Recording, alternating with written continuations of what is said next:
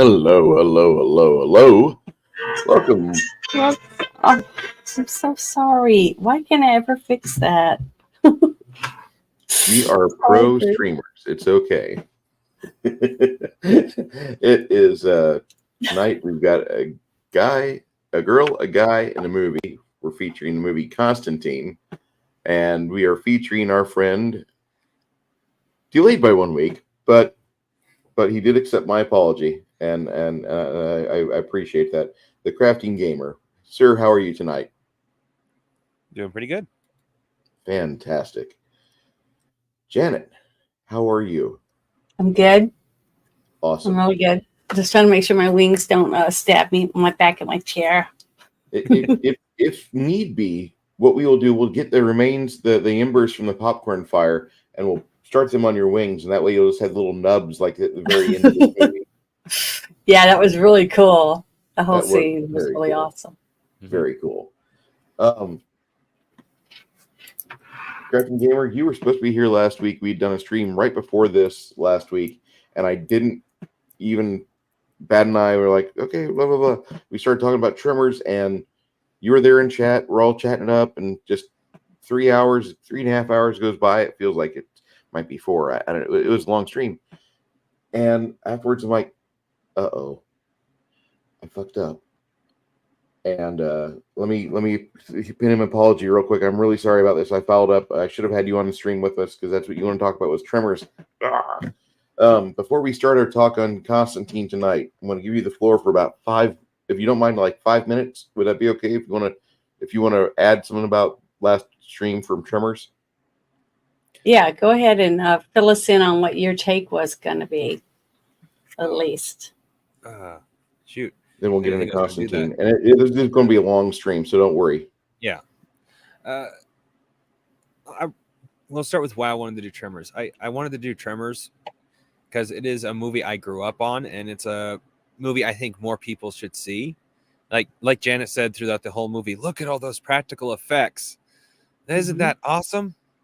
And I have to agree, they are totally awesome. It's to this day one of my absolute favorite movies, and I believe even with how, for lack of a better term, primitive a lot of the effects were, I think the effects still hold up to modern day. Yes, it could be done better, but they're still really good effects. And another reason why I love this movie is the storyline itself. Like, they don't explain why the Gravoids attack slowly, but I always took it as they got hungry slowly. Like, especially, like, a little bit of a spoiler, I'm not going to say what happens, but in the fourth movie, they explain very well why the Gravoids attack slowly in the first movie. And I love that. It wouldn't be. I would think that they would be attacking slowly because of a biological reason. Pretty much. That movie came out in 1990. When was your first viewing of it? Oh man, I literally as far back as I can remember, because I was born in 91, so I could have seen it anytime. And my parents did not shy away with such movies for me. I seen Alien when I was like 4 or 5. So I could have seen it just about any time. My parents would never have done that for me. I didn't have nightmares. I had nightmares of Alien. I had stupid nightmares, but that's I grew up during that time period, and that's just how it is. I mean, as I got older, things I didn't watch The Thing nearly as much as I do now. I would only imagine if I would have seen that when I was a young kid and actually actively watched it and watched everything going apart there in that facility. That would have been so cool. My bad. Yeah, I didn't have nightmares because of movies like that. I don't remember really having a memory of a real nightmare until I watched Jaws, because I did snorkel a lot and stuff like that. And I remember after that, I was petrified. Every time I'd swim, where you go out to the sandbar out there, I couldn't do it anymore because of the darkness underneath. Mhm. and you got your mask on, you're looking down, and you wouldn't know if it was coming for you until it was too late and you're taken up out of the water. Oh, So, yeah. yeah, I feel that like that with any deep water. well, that was one of the only movies I remember when I first started having nightmares from something I watched on a screen. That was scary. Yeah. So, with the first Tremors movie, would you say it leads into a good, cohesive narrative for all the films that would be recommended for people that enjoy movies that excel with practical effects? Yes, up to the fifth or sixth movie, they went. I think it's the sixth and seventh movies. They went really heavily with digital, and though the sixth movie, yeah, I think it's the sixth movie. No, I'm thinking a different movie. No, so that would be the fifth movie went heavy with practical effects. The sixth movie went pretty well with a lot of practical effects. Or no, fifth movie special effects. Sorry, and the seventh movie does almost nothing but CGI. So I'd say it starts off strong with this practical effects, but it really starts relying heavily on CGI. Okay, Mhm. and that kind of is modern Hollywood right there in a nutshell. I really love this movie, but who the characters that are in this the first film? What did was there something that you got out of the interactions between Earl and Val? Yes, it especially as a kid, it made me feel like that's the kind of relationship I want with at least one other dude. It's like we are such good friends that it's practically stupid. And I've never had that relationship with anybody, but I think it would actually be pretty awesome to have that relationship with at least somebody, male or female.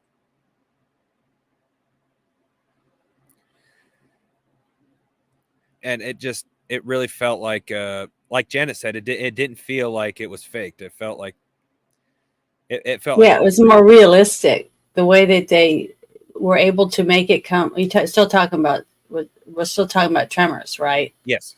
Okay, about like I just was talking about how they built the sets up off the ground and they were Yeah. able to make the ground shake, and the thought of something coming up from under the earth under your feet, because everyone has to walk, Uh-huh. so the thought of something actually reaching up from underground and grabbing you and pulling you down in to eat you, like one of those giant, what were those things that I was talking about, the big sand Shai hole, Halud. and it had the ant eater underneath, a big ant with giant pincher Oh. things. I can't remember what it was called, but those things I thought were so scary, that something like that could exist underground. And once you fell in, you weren't able to get up Antlion, out. Wasn't it Galaxy Quest where he was in one of those holes? Or no, that was Enemy Mine. Enemy Remember, Mine Yeah. Bruce, was when that we did movie. that, and Yep. that thing sent that tentacle up and grabbed his leg and was pulling him in, and you could have nothing to hold on to because everything is made to push you down into the mouth of the creature. So Uh-huh. that, to me, things like that are scarier to me than a fantasy, alien or vampires and werewolves and stuff, because I know they're not real, but it's scary in a funner way, to where I'm like, creeped out, and its special effects are really good. Like American Werewolf in London was one of the only scary movies that I remember watching that really made me frightened, because it looked actual possible, the way that they made the creature change. I think it was nominated for Academy Award, or did win something for special Really? effects. I Yeah, honestly for felt American that Werewolf in particular movie London. was cheesy. The transition part where he actually changed, and you could see the hair growing on him, and his mouth going out, and his teeth coming out. It was absolutely horrifying to me to watch him transform, even though I knew it wasn't real. The detail that went into it just made it so realistic. It was very I hard. love I how would they have never have like let a the kid watch that skin movie. and they're shoving the hairs in and then drawing the hairs out and getting footage of that to where you can watch the transformation. And that the Howling is Rob Bottin. Rick Mhm. Baker was American Werewolf in London. That's like those two movies there are just happy day.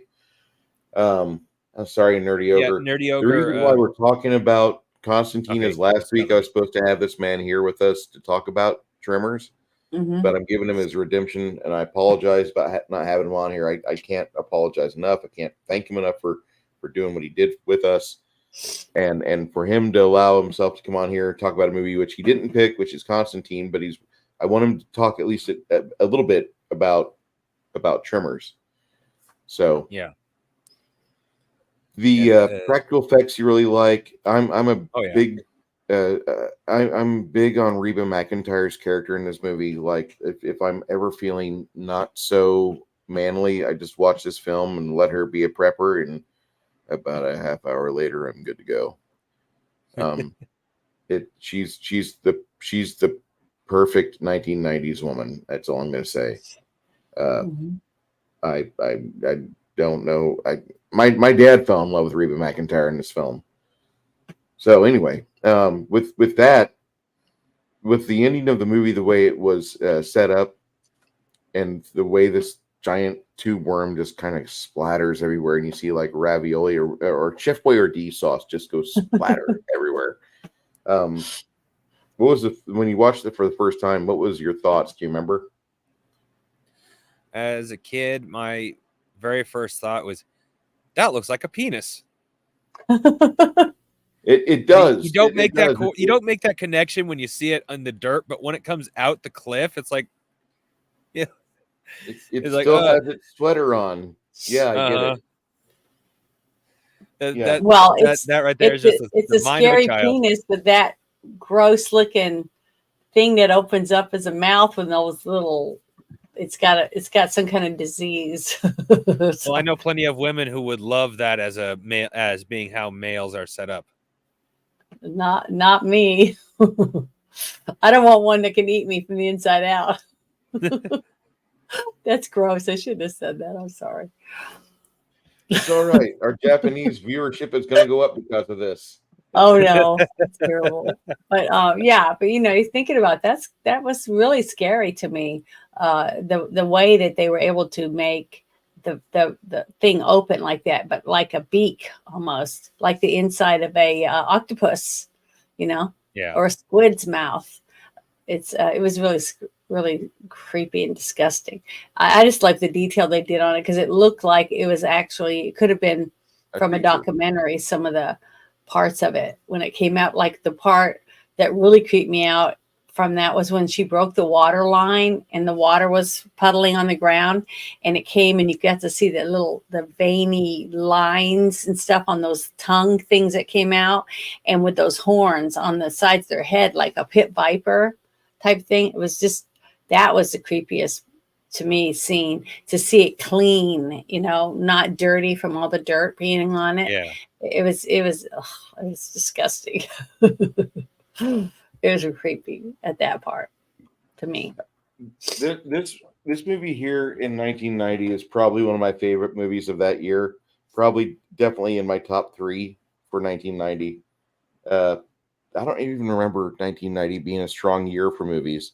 91 was great. 89 was great. 90 was like Oreo should be a delicious sandwich of more good stuff, but it's just kind of like vanilla. Hmm. You have Tremors. That's about it.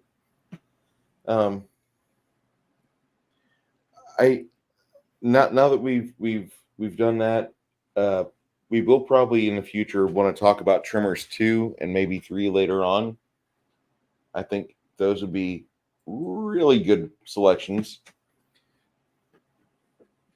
Tonight's movie is Constantine, Hmm. and it stars Keanu Reeves, Tilda Swinton, quite a few other great actors and actresses in this film. Anytime you have the young miss from the Mummy films, anytime you have Rachel Weisz that's in a movie, I'm probably going to watch it.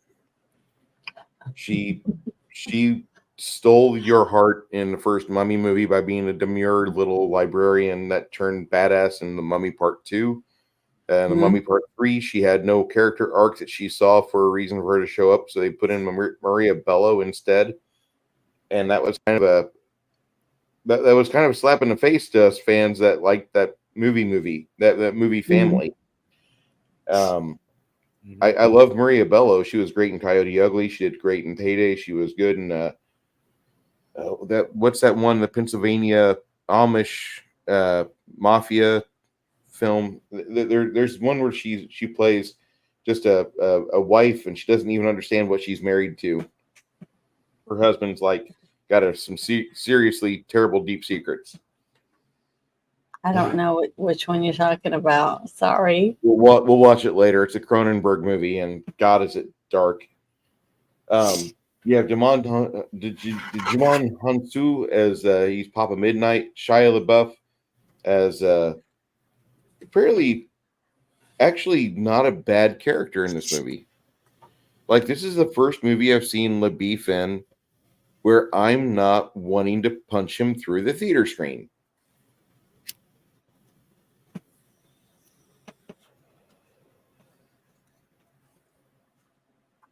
Did you see this in the theaters, Janet?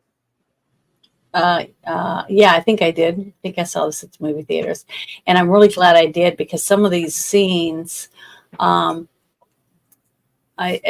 me, it took a comic book and made it into real life. That's how I could. It wasn't like when you saw Batman and you had the Joker and he looked just like he was in the comic book to me. You know, when Jack Nicholson played him, the Joker.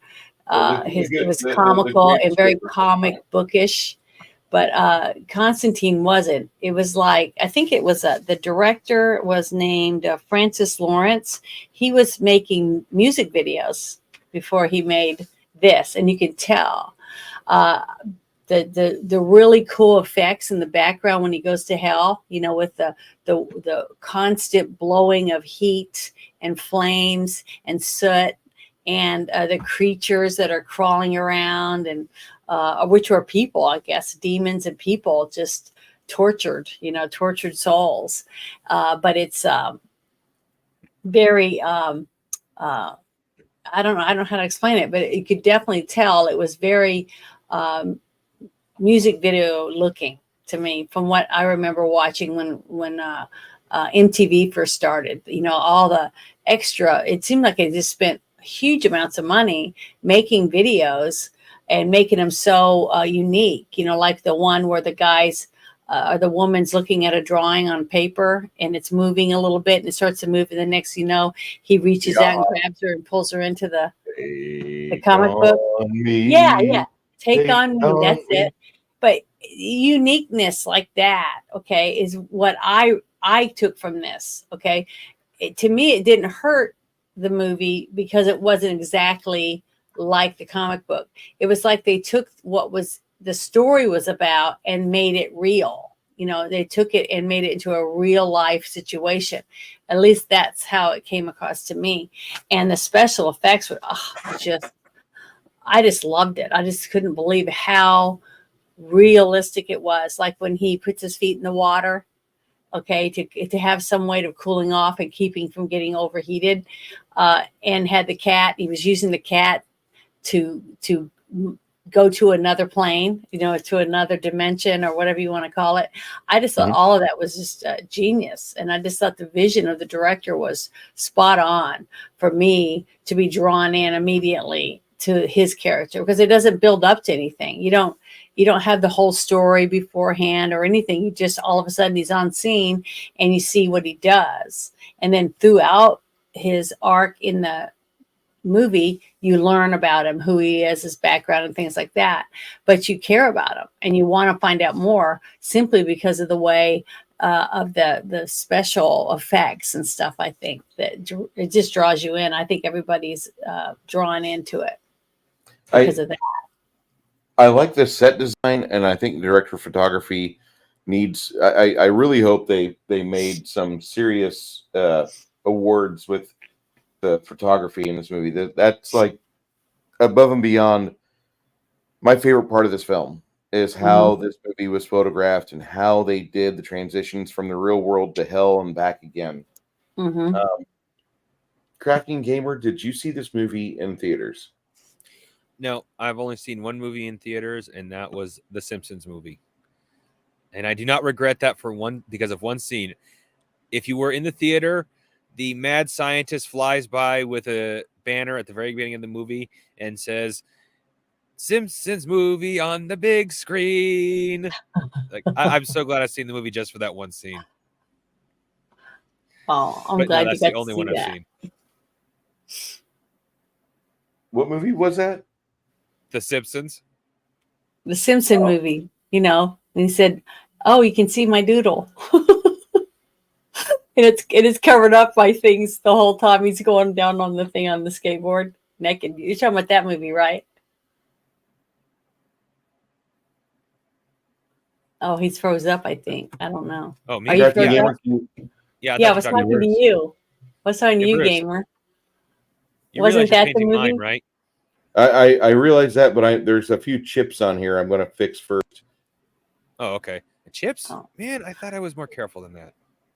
It's all right. But I really thought that the director went above and beyond to portray Constantine and what he was dealing with on a daily basis, and the fact that because of what he's been doing for so many years, he knew that something wasn't right because it was more certain types of demons that were appearing more and more regular that normally you would never see, very, very rare. So that I thought was very intriguing, Yeah. the way they handled all that. Oh, slight interruption. Almost forgot. Bruce, I forgot to take pictures of that particular of the Skeletor I painted. If you wouldn't mind taking pictures and putting them on Discord, I would then put the listing of the paints and inks I used, and in what combination, since I had to mix a couple colors to get the skin. That'll work. They're making another Constantine movie. Part 2. They've got stills already out. Stills are Is released. it gonna be the Keanu in it? Yes, it is. Oh my goodness! I'll check it out at the library. I'm actually going to look forward to watching. Yeah, I'll check it out if I check it for free first, and if I like it, I'll buy it. But yeah, I just thought the setup of him and his relationship with Gabriel, it was like he's talked to Gabriel many, many times over the years and argued with them. And you could tell instantly the character of Gabriel was jealous. He had disdain for humans, even though he was forced to go there. And he felt it was his duty or their duty, because there's not really a male or female for angels, that it was their duty to teach men and women to respect God. And this was their point of view of how they were going to make mankind suffer enough to where when they decided to do something for God, that they meant it and that they earned it. They earned the right to have a soul, basically. So that whole thing was very intriguing about how that aspect of the point of view from Gabriel on us, and how selfish we were, and how we were so flippant about having a soul, and how it was no big deal, and Gabriel didn't like that. So who are you waving at? Grumpy old Ninja Kintaro. Oh, hello. Thank you for joining us. Always did love that name. He's a great guy. I've had him on the channel a few times. He's an artist. He'll tell you all the time, I'm not a good artist. Bullshit. I wish I could draw like you. Every artist thinks that they could be better. That if I just did this a little different, I did that a little better, maybe I'd get better, but that's just the way it is. I mean, every artist, no matter what you are, a painter, a musician, an actor, a sculptor, anything, it's not good enough. It's never going to be right. So. Yeah. Well, speaking of self-critical artists, yes, does the bust I make look like it's wet? Like it's wet in the rain? Like that's why the purple is uneven and the face has drips on it. It's meant to look as if it's wet from being in a It fight with look He-Man in the rain. it looks like Skeletor has been in the precipitation a little bit. Okay, because that's what I was aiming for. It has that authentic like wet look to it. I am going to hit it with another clear coat because you have a couple chips here, and I think the more I handle it, the worse it's going to get. All right, well, I only put one on because I'm not familiar with this clear coat. Next time I do it, next time I clear coat something, I'll make sure to put on at least 2 coats. This is a good bridge between matte and glossy. Okay. I don't know if you have this. No, actually, I will. Give me a second, and I will show you what I have.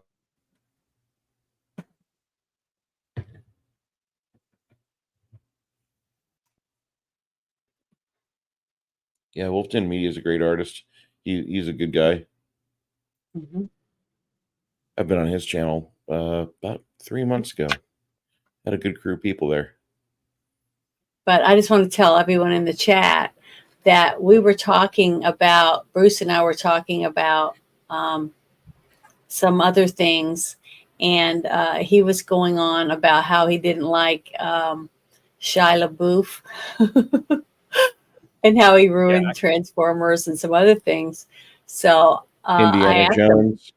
him, had Bruce seen Constantine? Because I thought Shia LaBeouf did a great job as an actor in this movie, as portraying his up and coming apprentice and all the shit that he put up with to be able to have that position, because he really wanted to fight demons and save people, save people's souls, because he really believed in God, and he believed in what, God, the gift that God had given us, which is a soul, and to work towards a chance to one day when we die to go to heaven. And I just thought he did a really good job. But that's the reason why I picked this movie for us to watch, because I really wanted to hear what Bruce thought once he got to watch this movie, because he had never seen it before. So I just wanted everybody to know why I chose this movie in the first place. Okay. Yeah, slightly off subject once more. The first scene of this movie where they have the guy digging up the spear point in Mexico, and Spear of Destiny. It's the spear point from the Spear of Destiny, and it pierced the side of Christ, and that pretty much is the start of this film. It's a really interesting film, and as a guy that I've played a lot of Wolfenstein games, okay, so if you know the Wolfenstein game series, which is you kill Nazis and you kill Nazis that are going into occult shit. So I'm automatically into this because one of the Wolfenstein games is about the Spear of Destiny, and I'm like, oh, that's great, cool, and like that's the only scene in the movie where you see anything Nazi-esque, where anybody does any violence, and the guy gets hit by a car, and the car crumples, and he just keeps like on a tin going. can. Yeah, the car collapses. You know when you step on a soda can when it's laying sideways and it curls around your foot? That's how that car was. And that did such a great job of just showing how things have changed for this young man carrying the spear now, and he's basically unstoppable. And then you have the scene after that where you have the exorcism scene with your introduction to Shia LaBeouf's Chad character, and you have John introduced as well. And then you get to see a really good set of special effects as this demon tries to bust out of the mirrored trap that they lure it into. And holy cow, if that is not one of the neatest CGI stunts I've ever seen, I really enjoy it. And I from the rest of the movie, I thought I'm going to be entertained. No matter what, I'm going to be entertained. And that was me throughout this entire film. I was entertained. This is the Spear of Longinus. Yes, it is Longinus or whatever. Spear of Destiny. We all know what we're talking about. But well, there might be some people that don't know what the Spear of Destiny is. Well, okay. That they might not be Catholic or whatever, or maybe they're not really into that story about Jesus dying on the cross and what he died from. Sorry, Very true. that just reminded me of something from my childhood. I used to watch, because my grandma was huge into Bible stuff. I used to watch Bible stories, and they had an intro song: Bible stories, Bible stories, true story, historical stories, stories that are true, and it just sings like this whole thing about, the church can't possibly be wrong. And all of a sudden, that just reminded me of that. I don't know why. My internet might made be me having laugh. a hard time with things, so if I have to restart my PC, it's nothing personal against anybody. I'll be back.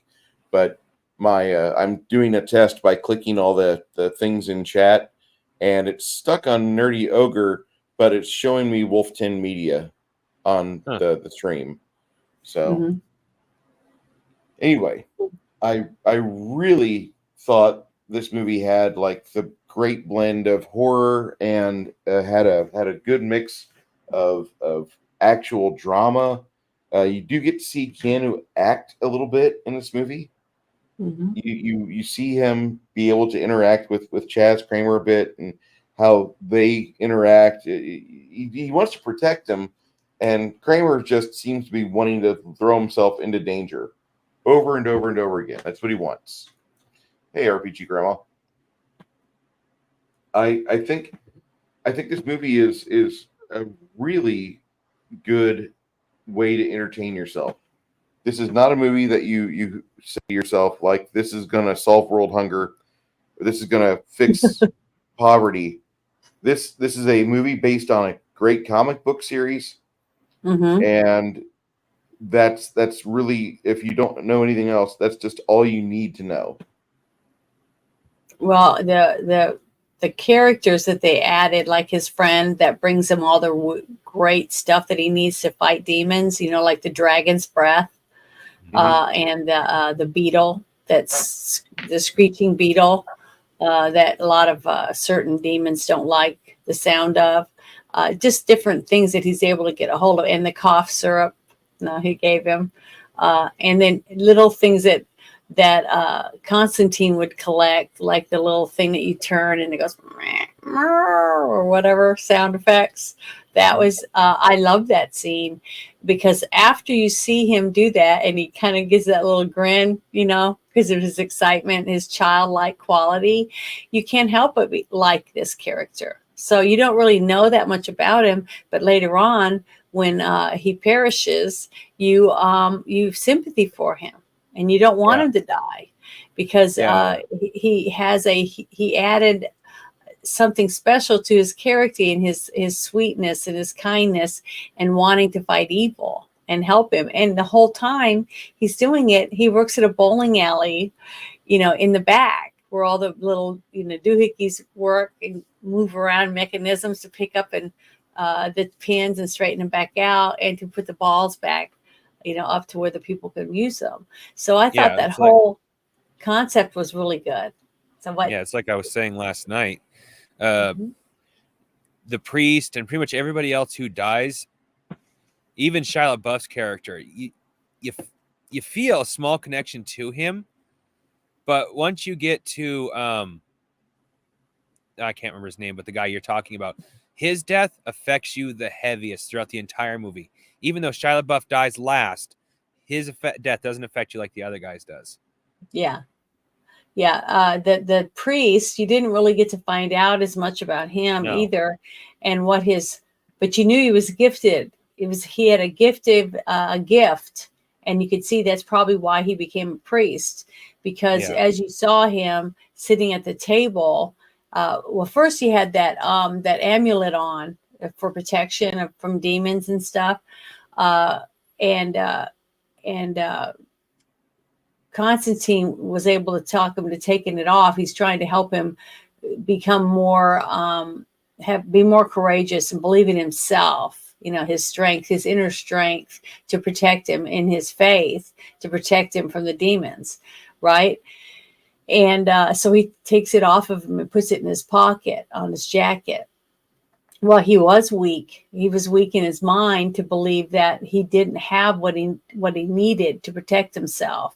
Like to be able to do exorcisms and stuff, and have believe in the faith from God's power to be able to fight off the demons with his cross or his different scriptures, things like that. Relied a little So too he, much he on lacked alcohol. faith.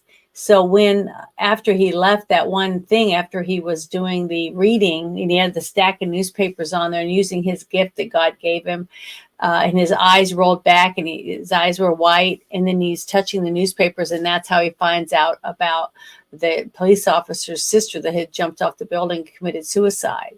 So a death by suicide means you can't get into heaven. So that whole connection was with Constantine about what they chose to use for his reasoning behind why he's doing what he's doing more and more, is to try to earn his way into heaven, because he did try to commit suicide when he was young because of the torture that he went through, because his parents thought he was nuts. And instead of thinking that he was gifted by God to have certain abilities, they had him do electric shock therapy and drugs and all these different things to him, because they thought he was insane. And so he just didn't want to live that way anymore. So he tried to take his own life, which is a sin, to commit suicide. So basically, that was the connection for me to help me understand Constantine's dilemma, and how he feels terrible because he does believe in heaven and hell, because he could see it, because he sees it every day. He's fighting demons. And in that scene where he goes to the house and his apprentice drives him there, and his apprentice wants to go up there and blah, blah, blah. And he tells him no. But every time he tells him to stay in the car, he doesn't really listen to him. He doesn't do exactly what he tells him to. So he does have a lot to learn. He is knowledgeable, though, about the Bible and different procedures and what you should do, or what kind of artifacts you need to perform certain things that you need done, and to try to be one step ahead of the demons and outthink them. Okay, and using your skills to do that. Shia LaBeouf's character is a classic case of high knowledge. I just had to high knowledge, low experience. Mm-hmm. Well, he's not getting any experience because Constantine won't let him, because he doesn't want to have another death on his hands, basically, or someone dying because of him putting them in harm's way. But he let him take him places and stuff, so he was definitely in danger. He just wasn't right there next to him. But when he sees that girl, or when the mother's taking a cup of tea to her daughter that's sick, and she opens the door, I thought that was a really believable, scary scene. And she opens the door, and you see the look of fright on her face, and then you get to see in the crack into the room, and you see the girl up on the wall, like a creature Spider. of some sort. A demon. And she's hanging from the ceiling, and her hair is hanging towards the floor, and she's all hideous. Her face is all hideous and everything. So then you realize that she's possessed, so they call Constantine to do a ritual on her. And what was really cool, though, is when he goes in, he's all calm and collected, very cool, like he does it all the time. And then he pulls all the different symbols, because he's trying to think of what demon he thinks is in there, right? So he's doing all these different symbols, religious symbols, to use to put on her forehead while he's reading scripture or whatever. And that's when he realizes that it's a soldier demon, one of the really strong ones that don't ever come to or up on our plane. And the whole ritual where they get a big mirror and holds it above him to draw him into the mirror, which was really cool. I just thought the different things that they did, different ways they use spells and water, the common day things that are around your house, to fight demons. I just thought that made it even more intriguing. What do you guys think about that kind of stuff? I actually really liked, sorry, I got stretched. I really liked how they incorporated that kind of stuff, because I'm not the most religious, but I have seen a lot of different stuff about that, because no matter if you're religious or not, religion is a great place for inspiration for ideas. So I know a few things at least, and they incorporated things that make sense that along with what I knew. If it's true, if it goes directly into the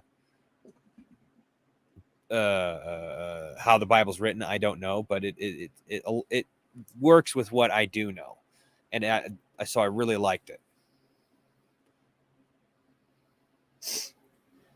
Yeah, I thought it was that was part of the thing that I thought was really, really unique about the vision of this director. The details that he had to put in it, because you got to remember, this was a man. This director was someone who made music videos, so it was a very small feature, a very small feature of a movie, and you have to have a lot crammed into every scene. Because it's a story being told by someone singing, So I just love that the visual aid that he used throughout the whole movie. And just like I said about all the sets, I thought the sets were phenomenal, because the room that they chose where the girl walked up the building, committed suicide, right? And she falls, and you see her falling and falling, and she's getting closer and closer to the camera from that very high building she leaped from, and then she crashes through the roof that's above the therapy pool, at the hospital. Mm-hmm. And it's got that echoey quality, because you could tell that when they filmed it in a real room with a pool in it, because it had that I can't explain it. It's like an echoey sound when you talk and you're walking and making noise in a room that has a pool in it. It's a big in-ground pool. It just has this weird echoing Water conducts the sound better than the air around it, so yeah, so you're going to get a good reverb off of the water. I just thought gave me the goosebumps. I mean, it was so eerie, the way they did all of that part of it, that whole thing in that part of the hospital. It just made it so creepy. And the fact that the police showed up and they had videotape showing how she walked right through the door, and how a patient can just get out of their room and just walk up to this roof and jump off. I just thought that was kind of far-fetched a little bit when I thought about it, because the first time I saw it, I didn't think about that at all. But now I'm an adult and I'm looking at it as an adult. You see the little flaws that were here and there, but it wasn't any flaws that I could see in the special effects that he chose to use. And I wish more people that made music videos did the special effects for movies, because man, it was just freaking awesomeness. Like when they busted out of hell, okay, and he comes back and the steam is just coming off his whole body. That was an awesome effect. I mean, to me, it gave me goosebumps just watching it, because it was so believable to me that if I walked in a room and I saw somebody that supposedly was telling me they were going to go to hell to see if my sister was there, and then you see the steam coming off and he's coughing and stuff, and she smells the smell of sulfur, right? And Mm-hmm. she's reacting to that, and then he opens his hand and he has her wristband from the hospital.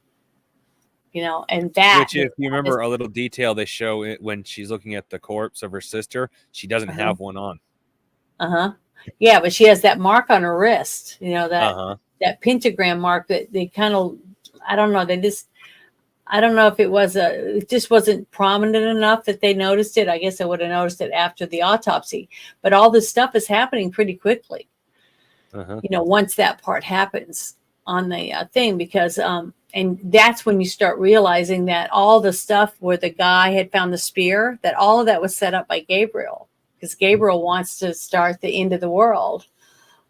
She wants the hell to rise or whatever type thing, so that humans would have to fight if they believed, and they would have to fight for God and die or whatever, to be able to have their seat in heaven or whatever type thing, because she didn't feel any of them were worthy, because they were just, petty and selfish and self-centered. At least that's how she saw most of them. But the thing is that I liked a lot about Shia LaBeouf character in this movie was the fact that he did believe and he really wanted to help people. You know, he wanted to learn. He wanted to learn from the very best, which was John Constantine. And he was bending over backward for him, but he just wouldn't give him the time of day, basically, and let him do anything. So a couple of times when you get to see him making those bullets, you know, for the gun that they're going to take to the hospital, he's putting the different crosses on them and using different stuff in them to help them you know, do it. And then he comes up with the whole idea about putting the cross into the water system that would make the sprinkler system go off. So it's all holy water. That came from his apprentice, not from Constantine. And it impressed him because he saw the look on his face when he turned and was like, what? You know, he was like, he was impressed. And so was the other, I can't remember the other guy's name. Midnight. Midnight, yeah. So was Midnight. He was like, whoa, this kid knows the stuff. And, you know, he was impressed by it. So, you know, I just thought that interaction was really, really good about Midnight trying to, because in a way, it reminded me a lot of John Wick. The scene where they go to the hotel where no one's allowed to do anything to each other. It's a neutral territory, right? Mm-hmm. And he's running in that spot. So this bar was a hangout for vampires, demons, all different creatures from different places when it came to different dimensions or whatever. We didn't know for sure what was all in there, but we knew it was all creepy stuff, right? And Constantine would go there to get information, and they weren't allowed to do anything there. No one was allowed to cause any kind of problems because I guess Midnight was a powerful enough person that he could send you back where you came from if you know got in trouble. So I just thought that was a really good thing, and the fact that to get in you had to have some type of ability, psychic ability, to read those cards and know what was on it. My understanding is that Midnight was the equivalent of a warlock. Don't quote me on that, but that's my understanding. Yeah, I think so too. A very powerful one too, from what you could tell when he got in a tumble with John Constantine. So he was scary. I thought he was very I don't know, creepy. He gave me I wouldn't mess with him. I mean, he had to be pretty ballsy to mess with him. But when Constantine went there and was trying to tell him that they were attacked out in the open, you know, by demons, and he was like, no, he didn't believe him. So you'd think that he would say, what do you mean? And want him to show something, you know, somehow to prove to him that he was telling the truth, or he had no reason to make this up, type of thing. So there were little things like that I didn't think that was I don't know, it just didn't flow well for that part because it didn't make sense, especially when they've dealt with each other for what was it? He said 10 years, something like that. That's a long time to be coming in and talking to him about a lot of things that's going on. And the fact that he knew all the things that Constantine had done and how many demons he'd already sent back to hell. So, Bruce, your favorite shirt vendor is here. Oh, man. I love this guy. Oh, hi, Hungar. Hi, Hungar. Yeah, I wanted to say hi to him. I just saw him in the chat. I'm sorry. I can't read and talk at the same time. Uh-oh. Maybe it's I got blonde roots or something. For those who are curious what just happened, I'm living with a broken chair. I'll be replacing it within the next couple of months, but I have certain other bills that are more important. So do you have anything to say about all the stuff we just talked about, Bruce? I pretty much agree with you on this movie. Okay, I don't have a need to debate you on this. Did you hear what I said? Mm-mm. I don't have a need. I heard every other word. I have no need to debate you on this.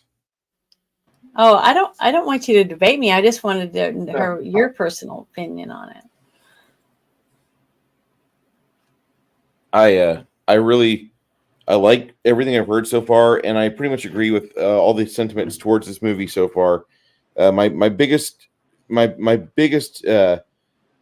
complaint about this movie is that it's not really long enough because there's other stuff they could explain in the film and go deeper into the mythos around this man, John Constantine, but we are Mhm. not privy to that.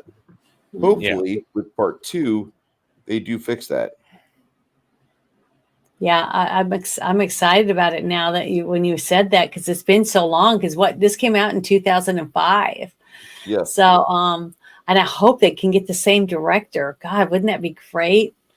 Mhm. I think it would be awesome if they could get the same director and use the same type of effects and everything, because it was just even now. I mean, to me, the special effects held up all this time very well, because it was very just well done. I mean, it was just phenomenal, the special effects to me, the way I saw it, even the way that when the Gabriel, the wings, and then you see the priest after he was trying to quench his thirst, with the alcohol, but the demon was able to make him not be able to quench his thirst. So he was drinking and drinking and drinking all the different types of alcohol, trying to calm himself, because he had taken off his amulet, you see, and he had so much belief in the amulet when it was really in him, but he didn't believe in himself strong enough. So the next thing you know, he starts throwing up all the alcohol, because he was dying from alcohol poisoning,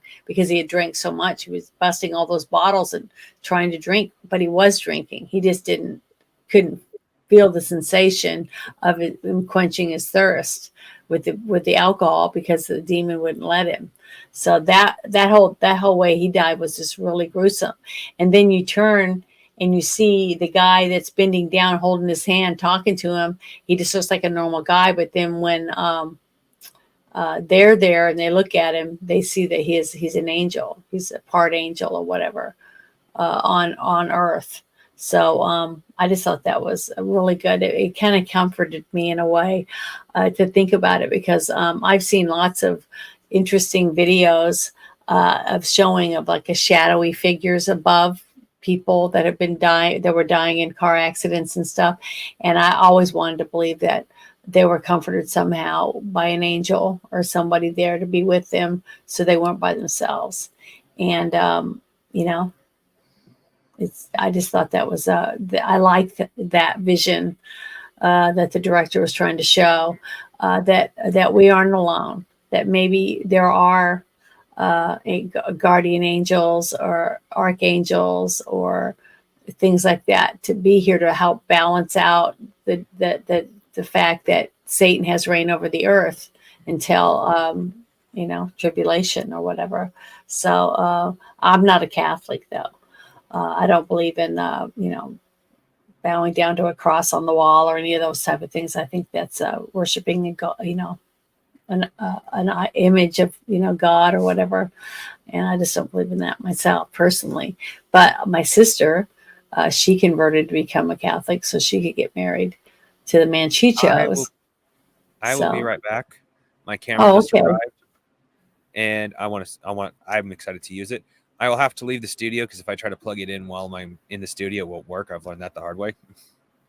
So I'm going to leave, and I'll be back in a few minutes. Okay.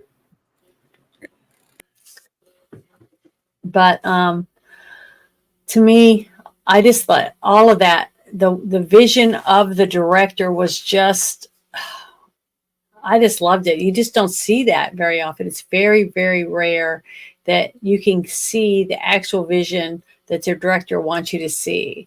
And I just thought he was great at it, even though I'd never heard of this guy.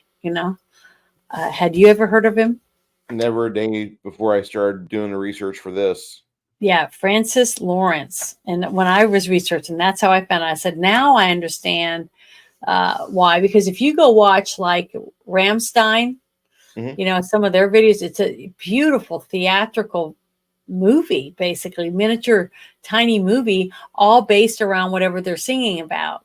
But the costumes and the scenery and everything, the detail, the rich colors and everything, it's just so beautiful. It draws you into it, and you have to be able to draw them in fast and get them in to watch the whole video right away, really quickly. And you can do that with visual aids. So the fact that he used the visual aids to draw you into the different characters really fast, I thought was really good. But like the scene where Constantine takes What was the detective's name? Which The one? woman. I can't remember what her name was. I'm really bad about that. But when he took her to his sister's apartment, okay, or not the apartment, but the hospital room, and he's trying to talk to her. He says, "You were a twin." So that's another thing. Remember when he came out from hell to prove that her sister was in hell because she did commit suicide. So and he gave her Angela Dodson and Isabella Dodson. Okay, so Isabella was the sister that died. Okay, so the thing is that when he's talking to her, he says twins share a special link. Okay, where you share each other's thoughts, and you can almost think what they're thinking when they're thinking it at the moment they're thinking it. And then if something was to happen to one, you know something's wrong. You have a sense of it because you're their twin. So what was your sister doing that night before she walked off the roof? And she said, no, I don't know. And she didn't want to put herself in her sister's shoes, whatever, trying to think it through her sister. And then finally she remembered that when they were kids, they used to draw on the windows, and you'd have to put your hot breath on there to read what the other person left for them, because they couldn't write it down because both of them had psychic abilities, and she didn't want to get tortured, basically like her sister was being tortured, them trying to cure her for her ailment, that whatever it is that she was, her psychosis or whatever. So they would secretly leave messages for each other, and the fact that they were able to do that and no one knew about it because he said she left something specifically for you to find, not for the detectives to find, but for her twin. And so I thought that whole scene was just really, really intense. And he's right up on her, right up in her face, in her space, and her fighting with him about, not wanting to share and wanting him to back off, but he wouldn't back down. He was very aggressive about it. And in a way, it was kind of highly sexualized to me. I mean, it was very sexually intimidating because he was in her, right up into her face, and he was like grabbing her, and he, I don't know, I can't explain it, but I thought it was a big turn on for me. I thought the way he was trying to force her to listen to what he was trying to say and put her in a position to where she could link up with her sister's spirit, basically, type thing. I just thought that was really, really intense, a very intense scene for me. But I think you liked that scene too, didn't you, Bruce? I did. I liked the hell scenes quite a bit. I shouldn't have, but I really enjoyed the hell scenes. The only thing better than the director of photography and the scenery whenever hell was presented was the gun that John Constantine carries throughout the whole movie. There might be bigger out there, but the only thing that would make that gun cooler would be if it would set you on illusionary fire, and then it would, drain your hit points. Basically, it would damage you, and that would be the only thing that'd be cooler, is if like you watch somebody try to use that and they just start to combust as they're unloading 3, 4, 5, 6 bullets, and all of a sudden they're like, "Ah!" and they fall to the ground and they're burning, and maybe they break into a bunch of little burning people like in the movie The Gate. But that gun is so fucking cool. Like, the only way to be cooler is if it had tits and was on fire. That's it. Yeah. That is the coolest gun in any movie I've ever seen. And it was very, very well designed, and I was just so impressed with it. Granted, it's a fictional movie, Bruce. It's not a real gun, but it's so cool. Yeah, I thought it was cool. And the scene where he's walking in the street with her while they're talking, and the demons start to come. Okay, and the lights are flickering, and there's no one on the street. It's absolutely barren in a huge city. That was another thing I thought was interesting. How that one camera caught every detail of the girl, jumping off the roof, but all this other chaos is going on, and not one police officer shows up. Nobody shows up for any of the important stuff. Yeah, for the actual death of all these people. I mean, you got on camera, you got all these people standing down there in that health center area of the hospital, right?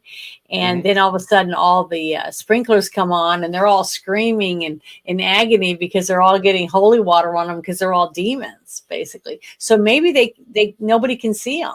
You know, maybe we're seeing them because we know they're demons and we're watching the movie, but maybe the demons weren't really there. Just like the guy that was, what was her name? Gabriel? Darn it. Gwen Stefani's ex-husband. Gavin You know, Rossdale. He yeah, played Balthazar. Gavin was pretending to be that like CEO of that whatever corporation it was, and he was able to just live, you know, a great life and influence people and enjoy the agony he caused in people by through influencing them to make bad decisions, right? But that whole scene when he pulls those brass knuckles out with the little crosses and stuff on them, man, I thought that was badass. I can't believe you didn't bring that up because that was a really badass set of brass knuckles. To be able to beat the crap out of a demon with them, you know, because it made him extra powerful. It was almost like he had a Hulk smash hand, you know what I mean? He was pummeling this guy and he was tearing him to shreds. His face was coming apart and everything because it was a holy brass knuckles. I just thought that was kick butt. I just love that. And doing that whole thing the way he did it. And was it he somehow he went through the wall? Was it the dragon's breath that was able to burn the hole? Because he was looking at himself in the mirror. Remember, he was admiring his handsomeness. Yep. And then the mirror starts warping and you see his face kind of molding. Is because he was burning a hole through the wall with that dragon's breath, I think. If I remember, that's what happened on that. I thought that was a super cool scene. I really liked it. And I was really surprised. I remember when I first saw him in that thing, and I was like, he is very handsome. Her husband was very attractive. She's not with him anymore because apparently he must have been a real dickhead. But I thought it was a really good scene. Very He's probably intense. just really good with all the other girls too. What? He's probably just really good with all the other girls too. Oh, yeah, that's probably why they got divorced. But the thing is, I thought he did a good job because I never saw him acting in anything before that. No, he did good in this movie. So I thought he did really good as a character to play a demon and a nice dressed one. You know, he looks, you know, he's dressed to the nines. You know, he was very decked out. He looked very rich. So whatever job he had, there was a lot of demons because you saw in the scene where they were waiting for the birth of the son of the devil's son, right? Mm-hmm. The son of the devil was wanting to be born on earth where he could come and start Armageddon or whatever and rule over the earth. And so that whole scene when he had all those people around to rejoice, you know, the demons that were dressed as people that looked like people waiting around to rejoice when the second coming was going to happen because they were going to Revelations was going to begin or whatever. So I thought that whole thing was really creepy when she's laying on the ground and you see that face moving around in her stomach trying to come out. And then Gabriel comes down to cut her open so she can start the whole process of it. Right at the moment that the devil comes, remember, what was it? Midnight said, you're the one soul that Satan himself would, Lucifer himself would come to get himself, you know, in person. Because he would be so excited to have Constantine, one of his battles, you know, the person who keeps sending back all the bad guys, you know, back to hell. And he's having to send more and more people because Constantine's getting rid of them, you know, almost as fast as he can get them there. So he didn't like him. And he couldn't wait to have him in hell with him. So I thought that was a really good. And the actor they got to portray Satan. And it's so cool when Satan does appear and he drops down and lands on the ground. You see his 2 feet. They're all covered with soot. You know, they're black and oily looking. And then he sets down gently on the ground and he's wearing a complete white suit. You know, like I just thought that was very intriguing. Vision from the director to see that's what he wanted the devil to look like, you know? And the tattoos you could see on his neck that were going down like that in points that were coming up. It made you want to know what the rest of the tattoo looked like, because it had to be really creepy. You know what I mean? But then he's sitting there. But what was so cool was when you saw him cut his wrists, when you saw him, Constantine cut his wrists, and he's sitting there bleeding out. And then you see his watch is on the ground. And then all of a sudden you see the clock going click, click, Yep. click, getting slower and slower down, counting down. And then it stops. So time stopped. And then you see that's when Lucifer comes down, you know, and the whole concept of that was just really, really, I just thought it was phenomenal.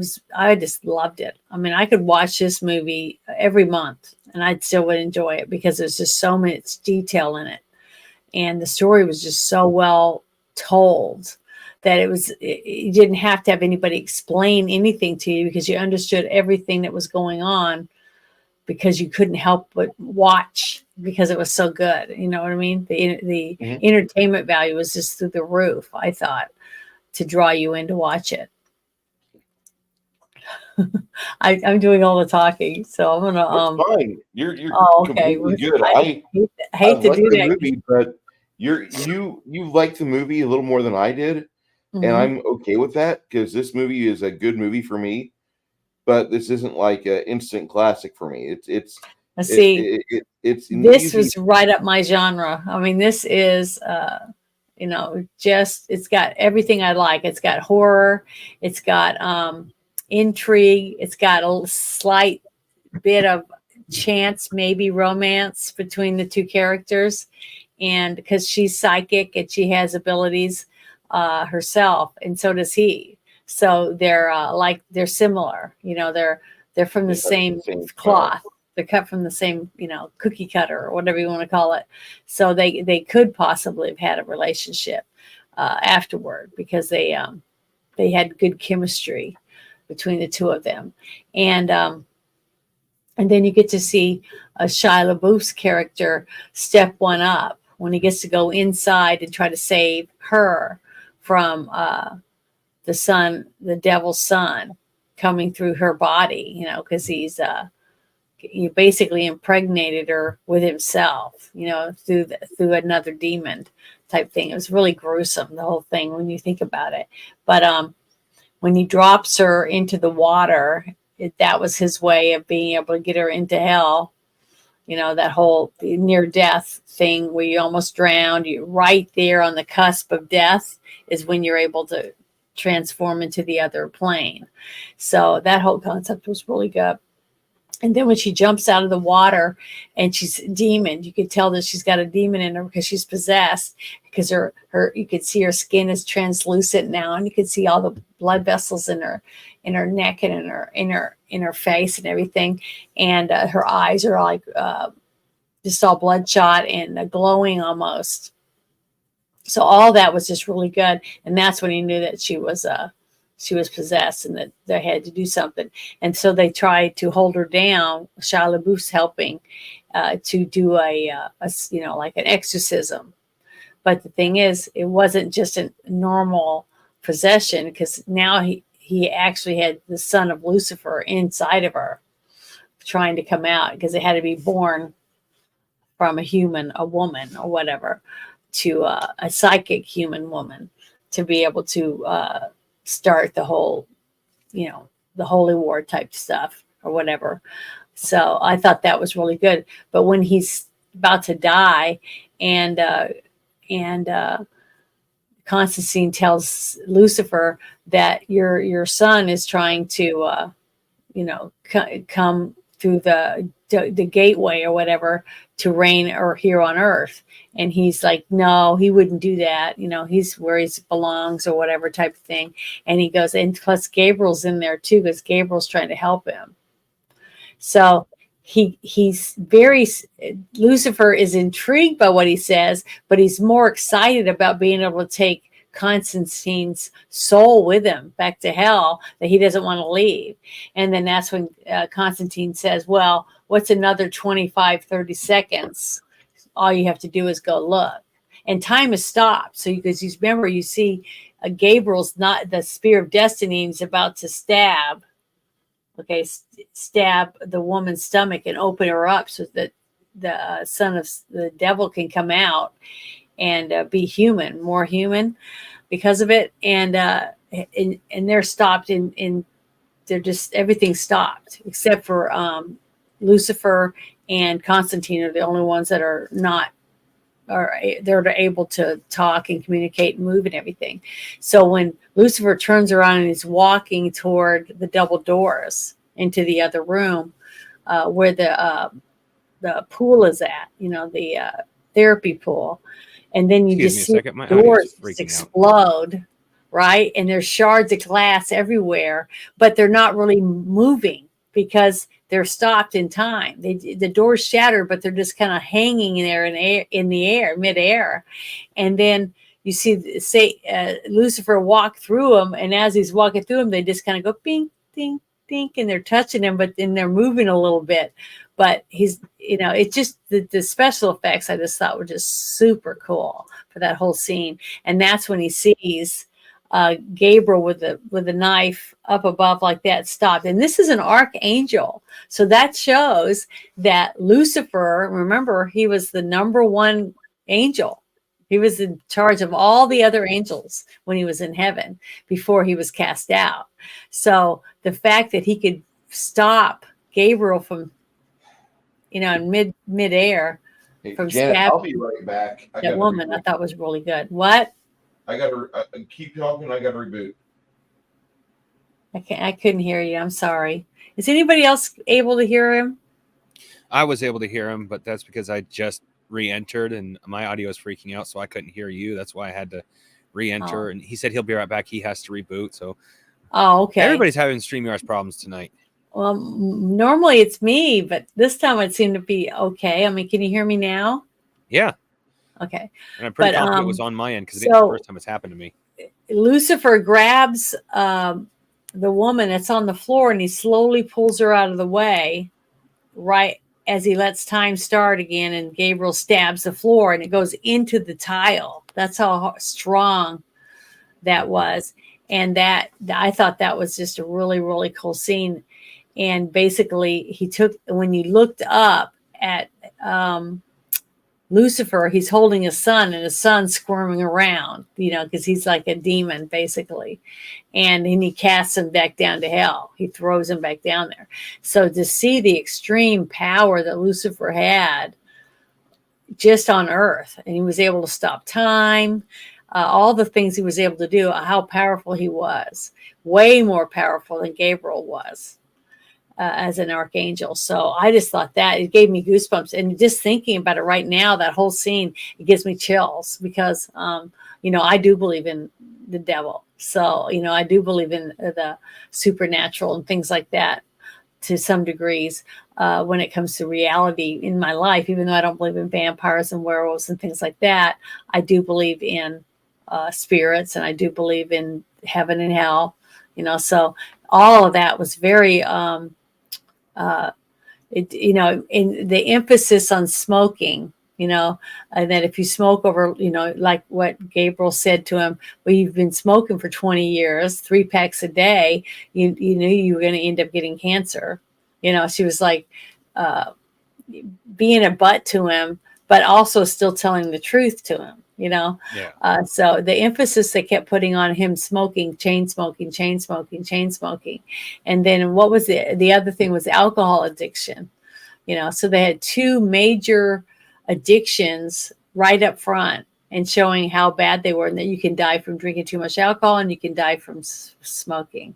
So that was 2 things that were, I was surprised that were in the movie, because that's 2 of the biggest money-making things that you can have, in the United States, is being a manufacturer of alcohol, firearms, and cigarettes, right? Tobacco products. So to me, that was like a major stab at those industries, through the eyes of the person that wanted to see this movie come to life. So I just thought that was very interesting, that they chose to do that. And that might be one of the reasons why the movie didn't do as well as they thought it would, especially with a huge star just leaving from making The Matrix. And then the actress had just done The Mummy, right? Yeah. So she had two big actors in this movie. And I just thought that was just really shocking to me that it didn't make as much money. Because I thought it was an awesome movie. I didn't know that it didn't make as much money as as a blockbuster. It wasn't a big blockbuster movie because I thought it would be. Kind of like Treasure Island or Cutthroat Island, excuse me. Mm-hmm. Deserved way better than it got. Yeah. But I just still, I'm just amazed at the vision of this director and how he was able to get us to see his vision, like, his version of hell, what hell looked like to him. Yeah. And I just thought I don't want to go there. If hell looks anything even half remotely as disgusting and scary as that was, I just thought it was just very scary. To me, it was a place I do not want to ever go, especially knowing I'm going to be there for eternity. It's a horrible way to go. I don't want to be there. So I just thought it was phenomenal. The whole story, the storyline behind the two characters and how they met, and that both of them were touched, and the thing is, a lot of people, I think, when you think about it, when it comes to religion, a lot of people would instantly think that if your child was able to tell the future or see something happening that no one else could see, and then the after effects, everybody could see the after effects, but they couldn't see it when it was happening. Any of those things, if your child said, I saw grandma, and I was talking to grandma today, and she was sitting over there in that chair, but she'd been dead for 10 years. That was her favorite chair. Yeah, but you could take your child to the doctor because you said that it can't be a good thing. So even if a child does have special gifts, how many families are going to accept that maybe your child's blessed with a blessing from God? You'd automatically, most people, 99%, I'd say, would think, oh, my kid's nuts. I got to get him on meds, or I got to get him to a therapist or whatever else, instead of trying to bring in a priest or something like that to help you figure out whether or not this was a gift or not. Like, what was that movie? That other movie was called Ghost or something like that. Ghost, with Pat Swayze. Powder. Remember the movie Powder? Back in '93. That was a really good movie, and this was a person that was unique. It was a different person. So I don't know. I just think that there's something to all these people having certain gifts. I'm not saying I believe all of them, but I do believe there are people with the power of precognition or certain things that, healing abilities, things like that. But it's sad that so many people just want to shut it out and just push them aside and think that, well, they're damaged goods, that type of thing. So I don't know. I just think it's very interesting, the whole concept that they were trying to show us in this movie. That's why they took a comic book character that was typically a comic book that had great, cool stories and stuff in it, but to try to make it lifelike. And I thought he did a really good job. I don't mean to interrupt you during a good go ahead thing, Janet. But Bruce, if I remember correctly, that one's base doesn't really touch the Skeletor, so it might not. Oh, it does glue. Okay, never mind. I could have sworn those two didn't touch, so you would have had to glue the spine, not the. No, the base glued just fine. Never mind. I have stand corrected. You did good. You really did good. This is his version that he did. I'm glossing it so I can protect it from getting more and more chips on it, because it seems to be. I didn't use enough. I didn't use enough sealant on it. It's okay. I'm getting that on there now. I don't remember there being a lot of stunts in this movie. There's a lot of Not really. I mean, I'd say the most stunt heavy scene is pretty much CGI from the which is the scene with all the demons. yes. I Yeah. love the scene where the holy water is given to the sprinklers, and the Yeah. sprinklers know what to do. The sprinklers understood the assignment, Well, and the thing is, I thought it was a great achievement for Shia LaBeouf's character as an apprentice to be able to actually do something hands-on that worked, because it really helped out and weakened the demons so that he could kick their ass, with the gun that he had. And I just thought it was really cool. As the woman's going, "What? Holy water?" She couldn't believe it. The one demon, his face was peeling off because of the holy Yeah, water. I just there's thought it was actually great. a story arc with that demon that's in the cut scene in the cut scenes. Yeah. Mhm. Which is she and Constantine actually has a sexual relationship. Oh, with that demon? Yeah, and she like they could have reshot that scene to make it seem less like I always was her attitude is like, why would you do this, instead of like, it pisses me off. And I always wondered about that. Then we see in the cut in the special features, you find out that she and Constantine actually have a relationship, and one of the cut scenes was where he actually lets her live and lets her go. Mhm. And it's like, if you're going to cut the character, don't leave one line that makes you wonder what. It's obvious those two have a relationship at that point, because it isn't Yeah. you're pissing me off. It's why would you do this to me? Yeah. Yeah. Well, it's like I said, different things like that. A person that knew what it was from would get upset that they put that in there and didn't put in the rest. But a person who'd never read the comic book or anything would never even realize that had anything to do with anything. You know what I mean? Well, to a degree, it's just the fact I actually noticed that very first time I watched it. And it's like, Yeah. why is she acting like she knows him? And then in the cutscenes, you find out in the you know what I mean. You find out why, which is they had a relationship. So some people notice some things, some people don't, and I'll admit, See, I'm not that's the why noticer of things. That's why any good movie is worth watching over and over again, because each time you watch it, you're going to find more and more things. Yeah. Like this last time when we watched the Tremors movie, I noticed 3 or 4 things that I didn't remember noticing before. So it's just funny how once you, like his name being what his name was. What was his name again? Trying to remember. Valentine. Yeah. Valentine. Okay. Yeah. And they called him Val, but I remember being called Val, but that one part where he called him Valentine, I went, what?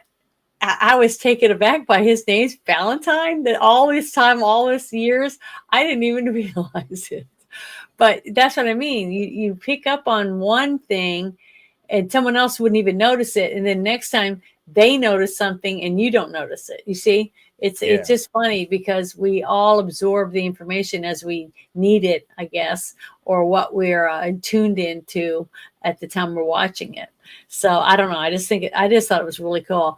But I just forgot how phenomenal a job they had done on all these demons and stuff, because the scene, like I was in the streets when he used the dragon's breath, and the other scene where he's fighting the demon that was all the bugs and the crab, because I thought that was pretty gross when he was down on his knee coughing and then a crab just all of a sudden appears, by his foot, and then all these other creatures were, slimy, a rat, and, all these snakes and stuff were all starting to appear, and I was like, what's going on? Is this creatures that a mankind mirage? naturally have a dislike for?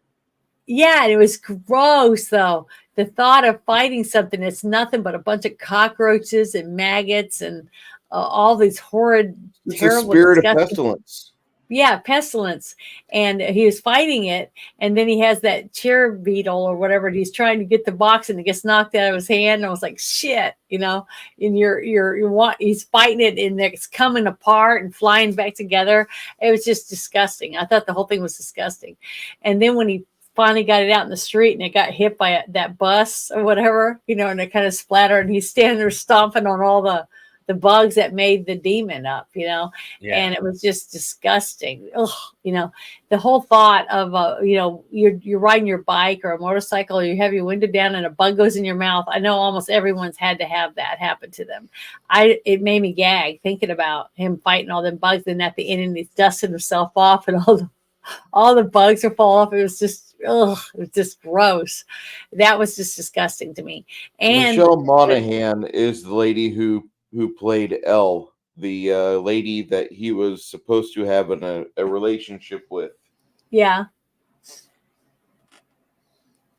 In the film, it consisted of 2 brief shots and 1 line of dialogue. Holy water! During the climatic yeah, confrontation with a group of half-breeds in the hospital. It was to cut and make him more of a very lonely character. mhm, yeah. I honestly, I would honestly think sex with a demon makes him even lonelier, because honestly, that, especially as a demon slayer, that means he's sunk pretty low.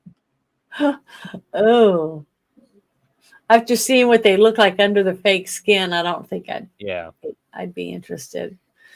You might lose a something, or plus, wouldn't they all smell like sulfur or Yes. something? Well, So that would depend. If they all smelled like sulfur, humans would know that they're demons. Like it would progress to modern day. If you smell sulfur, you know for a fact it's that person's a demon. Like that if all demons smell like sulfur constantly, that would just progress to modern day. So there has to be a way for them to not smell like sulfur. Maybe they naturally do, but maybe they can it's have like a their bracelet. like when that one demon was making him not be able to fulfill his thirst, right? Yeah. He was stopping him from being able to do it. So maybe a demon that's interested in wanting, like, you know, they said lots of angels came to earth and had sex with humans, right? Had relationships. That's why there was a lot of half human, half angel children on earth, supposedly. So maybe that's what they did. They would put little thoughts in your head to make you not smell or not notice the smell, or thinking you're smelling something like roses or something that tastes delicious, you know, or something sweet or something. I don't know. Like I said, You're something to being cover up the influenced smell. into thinking that. So Even if that it's could just be it. influence, yeah. I mean, you know, you're trying to dig in and understand certain things later on after you watched it. But yeah, that, I mean, but see, I just believe in that kind of stuff. I think that could be possible for something like that to happen. So that makes it even more creepy to me. You're Peter scary. Stormare did play Lucifer. Mhm. Just to give you a brief idea of what had been going on, Alan Moore started this character in the Saga of Swamp Thing number 37, released in June 1985. In 1988, the character was given their own comic book title, Hellblazer, published by DC Comics. Producer Lauren Schuler Donner began developing the film in 1997. Paul Hunter was attached to direct in 1999, and he was replaced by Tarsim Singh in 2001. Warner Brothers had hoped to begin filming in 2002 with Nicolas Cage in the lead role. This is after the failed Nicolas Cage Superman. Singh drops out, resulting in opposing lawsuits filed by himself and Warner Brothers. Keanu Reeves gets attached to the film in 2002. Alan Moore checks back on the film and he's like, you know what? I really don't like how my adaptations from my comics from Hell and the League of Extraordinary Gentlemen have turned out. And he refused to be credited or even associated with the film, and asking that his royalties be distributed among the other creators of the character. So they incorporate some elements of Garth Ennis's Dangerous Habits story arc from comic issues 41 to 46, and the inclusion of Papa Midnight from the original Sins trade paperback. The title was changed from Hellblazer to Constantine to avoid confusion with Clive Barker's Hellraiser films. Now, the comic series is going to be originally titled Hellraiser, but that was retitled to avoid confusion with the first Hellraiser film. Imagine Pinhead and Constantine together. That was released a year before the debut of Hellblazer. So it changed aspects of source material from one degree to another for many, many, many years. This movie could have been in production hell. Mm-hmm. Yeah, and Alan Moore, he doesn't want anything to do with him for whatsoever, and the reasons aren't that great. He's an idiot, I think, because this movie is actually one of the better DC films. Mm-hmm. I think so. I thought it was, but see, I liked Morbius too. I went and saw Morbius, and I thought they did a really good job at portraying the character I remember from my comic books that I The loved. sequel to Morbius is coming out. The sequel to Morbius is coming out. I saw the other day on YouTube. There's a big bunch of downvotes for Amazon's Lord of the Rings 2, and that's when Galadriel looks at the camera and says, "It's Tolkien time," and the drums start up. My bad. My bad. Did I say that aloud? Sorry. But the thing is, you know, I don't care what movie you make, even some of the best blockbusters like Gone with the Wind or any of these movies that we loved or whatever, somebody's not going to like it. That's just the way it is. You cannot please every person. But someone's going to hate it and someone's going to like it. So it just depends on how many love it and go see it more than once. And that next thing you know, it becomes a blockbusting hit movie. Just like we all watched Cutthroat Island, and we'd all liked the movie. So it wasn't the movie that was bad. It was the fact that the people running everything screwed up and put them in debt. So they lost so much money because it's such bad financial bad mistakes that the people were making before the movie was even filmed. They'd already were in debt over $60 million. So, that's just bad management. That has nothing to do with the capability of the actors or the people that were making the film. Because even editing was good in it. I thought it was a really well-made movie. And, but that's what it happens once you get all the sets and you get the actors and you get all the stuff you need to do it, and you got the special effects set up and everything, and all of that's put together and it's edited, okay, and pieces are taken out. So maybe there was a scene like you said about the cut scene, when you see something that's in there and you're like, that didn't fit, that stuck out like a sore thumb. Why was that scene in there? Well, the person that edited it should have taken that line out of the movie. If they would have taken that one line out of the movie, then those people would have said, they would have noticed it. So it wouldn't have been such a bad thing. But because they needed extra footage or 1 10-second spot or whatever, they just went ahead and left that one line in because they thought it was funny. But the people that knew what the line meant or who was saying the line didn't like it. See, so it does, a lot of stuff ends up being good or bad because of editing, what they leave in and what they choose to take out. So it has so much to do with it.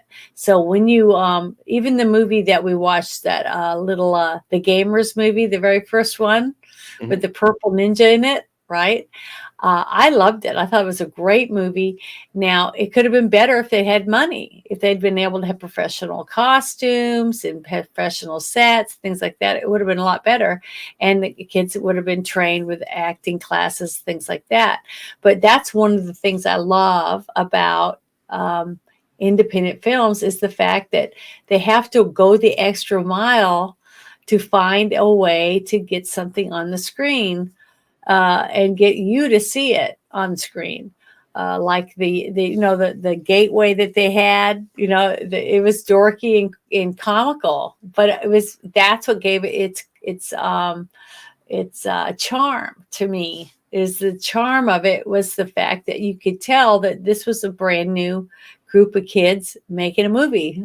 They had no money and they did the best they could to make it. And Crafty was probably a couple boxes of Twinkies and some bag of chips and some soda pops, just sitting on a table where they just go and get what they wanted when they were hungry. And and I've been to a few sets that were pretty much a step up from that. Cheese whiz and some crackers and some apple slices, and some lemonade or whatever, and bottles of water, because that was all they could afford. So I don't know. It just, to me, uh, I don't understand why this movie did not make the big splash that I figured it would, with two huge stars from two great movies that made bank. They did Okay, get a lot of money. Janet, What? Bruce is going to take you back in time, and I'm going Okay. to take you back in time to a Viggo Mortensen, Christopher Walken film called The Prophecy. Hmm. And that movie should have been a financial success. Yeah, I haven't seen that movie. Okay. When you see it, you're going to be like, that is so good. Why didn't we watch that as a double feature with this movie? You're gonna Yeah, say you that. said we were going to. We're going to try to make it a double feature. Get to We're watch gonna do a double feature with that, with A Prophecy and another horror theme film for Halloween. There'll be a double feature we'll do. And you'll be like, this is too good. Hmm. But you have this movie called The Prophecy, which should have been a surefire hit. And I rewind time again, and there's another movie called The Serpent and the Rainbow, directed by horror mogul Wes Craven. And Hmm. very few people remember that until you start describing the movie like, oh my God, I did see that on cable once.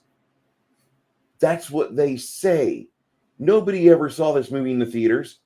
You only saw it in the video rental store as an editor's pick, because it came out of some left field indie pitch. And because of the fact that Prophecy and Serpent and the Rainbow, both of these films, or all three of these films, tackle the subject for religion as it is a background. So you must have a little bit of knowledge in theology and Abrahamic religions, and you must understand what all of this ties into before you see it. Therefore, you can at least say, okay, I can see why they're doing this. Okay, I can see why they're doing that. And if you don't have a background in Abrahamic religion, you're not going to be interested in it. If you don't Hmm. give a shit about Christianity or Catholicism, you're going to be like, nah, no big deal. Meh. Yeah. And that's what these flakes are. No offense to the movie going public. I love you. I really do. But a lot of people stay away from religious movies, no matter how cool they are. Hmm. Legion should have been tons better. The studio fucked that one up. Very much agreed, Grumpy. But Yeah. these movies have an element of religion in them that you must have at least a passing bit of knowledge for them to start at the credits for the opening for you to sit down and enjoy. And if you Hmm. don't have the background in it, if you don't have an open mind, you aren't going to get into it. And here's where the problem is. There's a lot of people that they don't like religion. They don't like Christianity. They like religion. They like the religion of worshiping themselves or their ideas or their mindset, but they can't be Hmm. open-minded and say, well, let me hear what this has to say, because they've already bought into paganism or into whatever ism they're into, and they don't have any time or acceptance available for this possibility that this movie might be real fucking entertaining, even if it is a little bit of a black eye for Christianity, which The Serpent and the Yeah. Rainbow really is. Hmm. Uh, all those movies the chat will start talking about religious based movies that kick ass, but they're cult favorites because none of them ever got any real money at the box office. And that's why I think Constantine was abstained from at the box office. People watched it, people saw it, not at the theater. They didn't give that money. Hmm. I'm Well, I I saw it just at the theater, and I thought it was phenomenal. Uh, Simply for the visual effects were just awesome. But I'm one of those people that went to see Passion of the Christ and bawled my eyes out. You that's know. that's the Uh, only Christian movie, and I'm going mhm. to say that okay, Christian Catholic, those two kind of go together, but that's the only Yeah. movie that ever made real money since the Ten Commandments. Yeah. But the reason why that made all that money is you have this core group of people, 20 or 15% of America, 15% of America, and maybe 8% of Europe said, we're going to take our church to the theater and we're all going to watch it. And then the cool thing was the Passion of the Christ came out in March. And so everybody went and saw it. And then it ran the theaters for like 3 or 4 weeks. And then here comes James Gunn with the Dawn of the Dead 2004 movie remake. Not bad. It knocks out the Passion of the Christ. And every fucking celebrity influencer media piece of shit. Oh my God, James Gunn's Dawn of the Dead actually knocked out Passion of the Christ. Look at what's #1 in the theaters. A zombie movie beat up Jesus Christ. Oh, look at this. And they have that. But then here comes Easter, and what happens? Here comes Christ for a KO, and he knocks out Dawn of the Dead, and he reigns. He reigned at the box office for like 5 weeks in 2004. So that movie was seen repeatedly by a small group of people, or they were like the group of people that we have right now. That for the movie that's still in the theaters, the Sound of Freedom, there's still people out there that bought tickets for somebody else to go see it. I did. I bought 4 tickets for 4 other people to be able to see it. You could go enjoy that movie probably on somebody else's dime right now, no matter where you're at. Mm-hmm. Somebody wants to see it. I hope so. And I know I've met like 20, 30 people on X that haven't seen it yet. So they say they want to, and then others say, well, I don't really want to see it because I know what it's about and I don't want to see that. And I said, well, it's your choice, It's your choice, exactly. Mm-hmm. And I don't have a lot of hate for people that don't like Christianity because I don't have to hate them. They hate themselves for me. Mm-hmm. And I know that sounds very anti-Christian, like I've never said I was a good Christian. I'm a shitty one. Mm-hmm. I'm a horrible Christian. But I'll deal with that when I get to the gates. I don't give a fuck till then. But I'm very much of the aspect of the mindset that these people that abstain from this movie, they wanted to see it until they realized it had a basis in theology, and that's something that they're scared of. They're scared of going and open up the Bible and see what's in it. There's some really cool shit in the Bible, guys. For you guys who don't like it, I know you're not going to listen to me now because I said I'm a horrible Christian and fuck you. But I will tell you that there's some really good stories, parables, passages in the Bible. And the weird thing is, if you open up the Bible, I dare you, chances are you're going to find the stuff you're looking for good or for ill. Yes. But I will tell you that it's not me that's fearful. And I want people to see the movie Constantine because it is a fun popcorn movie. If you want to go see the Passion of the Christ, you're going to get blown away. That movie will like completely upset you because of what you see in that film. All the gore, all the anguish, all the suffering for 2 hours. And then it goes on for like 3 full hours, I think. It's a great film. Mm-hmm. Wonderful movie. But I thought it was phenomenal. I mean, even though I knew every character in the movie wasn't really the person, we know that wasn't Jesus Christ. We know that wasn't Mary. We knew that these people weren't real from the Bible. But the vision that it gives you to show you the suffering that these people went through and the joy that they went through too, to know there was something more for them in the afterlife type thing. All of that, it was just motivating and moving. Okay. So I cried my eyes out when I left because I felt like a speck of sand. I felt like what God sacrificed for me, and I'm just this little tiny speck of dirt. At least I don't know if that makes any sense to anyone else, but that's how I felt when I left. I just felt so so privileged, just like what I said, and that's what came out very prominently to me in the as soon as Gabriel's character first started talking to Constantine's character about how humans are petty, self-centered, selfish, and they don't deserve the gift of a soul, to choose what they want because they don't know what's good for them. And who does that sound like? That reminds me of every big politician that's goes into a job that makes $100,000 a year. I know it always related to politics for somehow, but you start your job, you get $100,000 a year. You're in there for 8 years, and you come out, and now you're a multimillionaire. Why is that? How does that happen? And that happens because of greed, dirty deals, or whatever else type of thing. So it's corrupt. And I feel the same way about anything. Overindulgence in anything is wrong. I mean, if you drink all too much and it causes you to not follow through with the responsibilities, then it's wrong. If you eat too much and you're not letting it do the things, let you do the things you're supposed to be doing with your responsibilities, then it's wrong.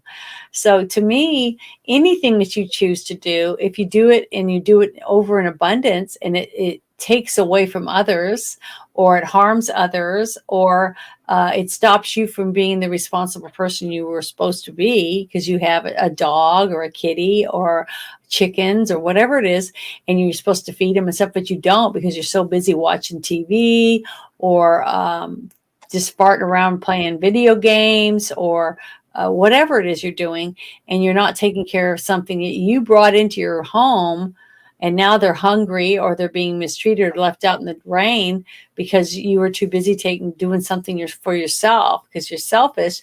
That's wrong, and I see that way. And, and I've been made fun of pretty much my whole life because of my vision or things that I see or I think should be done a certain way. But, that's life. Some people don't agree with me, and those people aren't going to want to follow my lead. Which is fine. And I'm lucky to have the choice, because I was lucky enough to get to grow up in a country where I do have freedom, because I have been able to see other countries where they didn't have the same rights as me. So, I'm thankful for that. And it's sad to me that we have people in charge that want to take all that away and turn us into that country or that one. They tell us apart. still want us to stay the same Christian conservative nation that we were back in the 1950s. Not that we were a great nation then, but we had people in Middle America that honestly believed that we were doing the right thing. And there was a period of time where we were on the right track. There really was. But somewhere around Operation Paperclip, America really fucked itself up. And we got in bed with somebody that really doesn't like America. And then worse yet, we gave the space exploration program to basically the Nazis. And we had a lot of their scientists here doing the same experiments. Conspiracy theory time. Gus Grissom was sacrificed while the belt of Orion was at 33 degrees up in the sky that night. You can go back and look at the charts. And there's people that were involved with the Nazis or the space program for the United States, the guys in head of charge of NASA.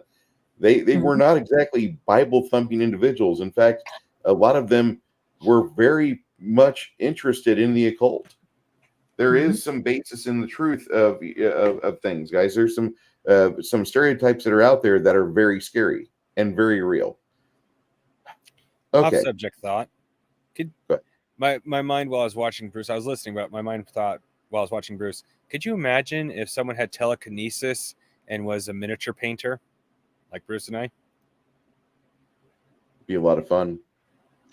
Yeah, you just pick up the paint at the exact amount you need and just lay it down perfectly. It wouldn't be fun. Being a perfect painter would not be fun. Well, it wouldn't be fun because you're not using your your own skill. You know what I mean? You're not using your own hand to do it. You're using a power, a magical power. That reminds me a little of the TV show, The Boys. The writers of that hated superheroes. So they wanted to make superheroes the way they thought they'd really be, which is a bunch of assholes, because yeah. if you can snap your finger and get rid of all the dickheads that you don't like just because they looked at you wrong or they took your parking spot, you in no time there wouldn't be anybody left because you'd get rid of everyone. What kind of world is that? If every single person was the same, if every person looked the same, acted the same, ate the same food, wore the same clothes, I mean, what a boring world we live in. I like being different. I mean, that's why I like doing what I'm doing right now. I like dressing up. And it was funny as I'm walking to con the other day and we had to park 4 blocks away, in this little parking area and scan our phone, the little square with the dots and stuff on it. And we're walking and the person I'm with is dressed as magenta, and I was dressed up, as an Andorian, and people were turning their head looking, and they knew that, wow, look at those weirdos, where are they going? But you could tell by the look on their face, they didn't know what was going on or why all these people were all dressed up in weird clothes or whatever. But boy, as soon as you walked in, people were looking at you totally different, like, oh, can I get your picture? They loved it. It's because you're with like-minded people. You're in a whole giant building with a bunch of people that love nerding out, that love nerd stuff. And so it's like our Disneyland, it's like going to Disneyland, a giant place where everyone in there is just like you. And that's great, but only for a short period of time because it makes us special, because there's only few of us. I don't know if that makes any sense, but if everyone was like us, would it still be fun? Would it still be different and unique? I don't think so. And I think that's what makes us all special, is that we all have so many different likes and dislikes, and getting to know each other, know more about each other and becoming friends and finding out, wow, you really like that? Or, oh my God, that's horrid. Why do you want to eat that? That type of stuff. That's what makes it fun to have relationships with people, because you find out new things about someone and you're not judging them for it, but you're intrigued by the difference between so many different people. And that's why I think it's great when you can get a group, hundreds and hundreds of people together to make a movie like this one we watched on Sunday, and put it together and have it be so wonderful, in so many aspects of it, to get to give you 2.5 hours or whatever, how long it was, of taking you completely out of your environment and putting you in their environment and letting you see it and watch it unfold in front of you. It to me, it's just, movie magic is just awesome to me, because it can, every week you can be in a totally different land, in a different era, with totally different music in it, a musical or a love story or a horror where you're screaming through the whole thing. I just think it's awesome. And I'm so thankful that I live in a time on this planet that I can enjoy great movies and old movies, and then some of the new stuff. But, I'm not looking forward to a lot of the new movies, because I honestly don't trust the people anymore that Hollywood used to make some of the best stuff. I mean, it was just the best stuff. And independent movies are now basically where I look for entertainment, because when the money starts coming in and the people that have the money start having say in what goes on, it just takes away from the creativity of it, and it ends up not being entertainment. That's how I look at it. But yeah, I love this movie. I thought it was really good. So if anybody in the chat has seen this movie and they want to kind of give us a score on what they thought of it, I would like to see. I think this movie is fantastic. Review aggregator for website Rotten Tomatoes, the people that cheat the numbers. Mhm. They hold an approval rating of 46% based on the reviews of 230 critics, with an average rating of 5.5 out of 10. The site's Mhm. consensus state. Despite solid production values and an intriguing premise, Constantine lacks a focus of another spiritual shoot 'em up, The Matrix. On Metacritic, which assigns a weighted average, it has a score of 50 out of 100 based on the reviews of 41 critics, including mixed or average reviews. Audiences polled by the Cinema Score gave the film an average grade of B on an A to F scale. Richard Mhm. Corliss of Time magazine says the film is one of a kind hybrid, a theological noir action film. He cited Keanu Reeves' ability to retain his charisma in a weird, silly moment as proof that he is a movie star and referred to Tilda Swinton as immaculately decadent. Corliss also praised a variety of camera placements employed by Francis Lawrence. He was, however, critical of the climax of the film, referring to it as irrevocably goofy. Ella Taylor of LA Weekly wrote, Constantine, which opts for the end of what I can only describe as a kind of supernatural humanism, is not without its spiritual satisfactions. Karina Choccano of the Los Angeles Times said that Keanu Reeves has no peer when it comes to playing these sort of messianic roles. He infuses them with a zen blankness and serenity that gets him through even the most unluckiest scenes with a quiet, unassuming dignity. Pete von der Jaar of Film Threat gave the film 3 out of 5 stars, writing the film barely succeeds thanks to impressive visuals, the idea of an uncaring God wagering with Satan for souls, and 2 immensely enjoyable scenes, one with Weiss, one with Peter Stormare, in which Reeves actually plays his character as a cynical asshole he really is. I love Constantine for the fact Keanu Reeves broke character. He is not Keanu Reeves in this movie. This is probably the one time, because in The Matrix, I never felt like he was playing anybody but Keanu Reeves. Neo might have been the character's name, but he was playing Keanu Reeves. In Constantine, this is his first mature role that I've seen him in. Now, he probably had another movie before this that he really acted in, but I didn't see that film. I saw this one. And Mhm. this is the first movie that I would actually say he played a really good character. And that was the start of the new Keanu Reeves, which we got, because after this movie, everything he did, he tried to prepare for. Now, mind you, the movie 47 Ronin, he really didn't try to commit suicide to see how it feels. He actually did take some swordplay lessons for that. He did take a lot more karate lessons, which he started, martial arts lessons, which he started with the Matrix 1 and 2. And Mhm. he did very well with those movies, but he didn't learn how to be a character actor until I think this film.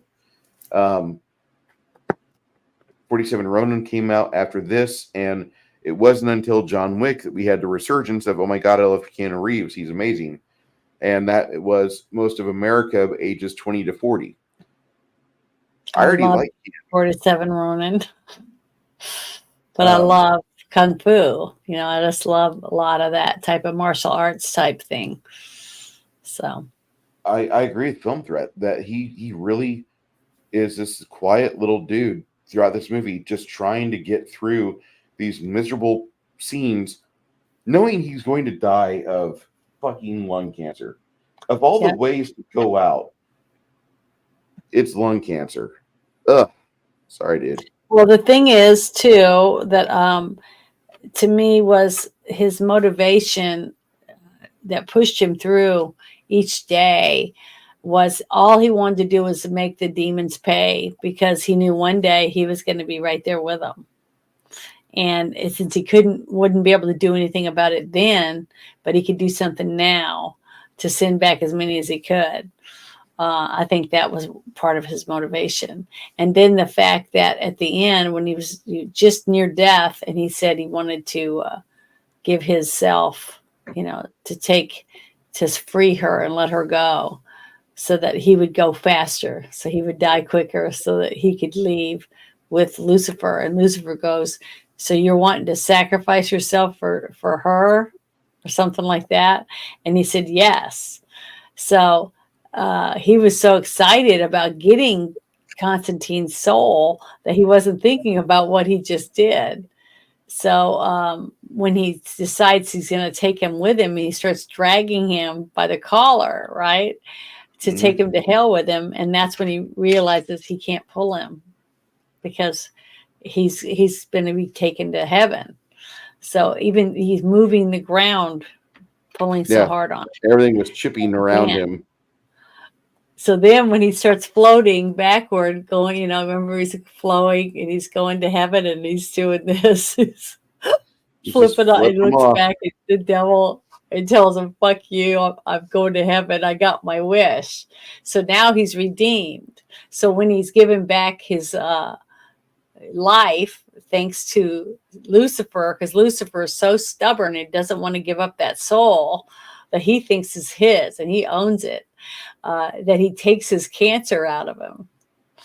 Okay. And he says, you're going to live. You're going to live. I'm not letting you just go. So in a way, it was a win-win situation, for God and for Constantine, because God got someone that's going to stay here longer and drive demons out, right, to protect humans and human souls, and give them a little more time to think about their actions, and maybe more of them will choose to go to heaven.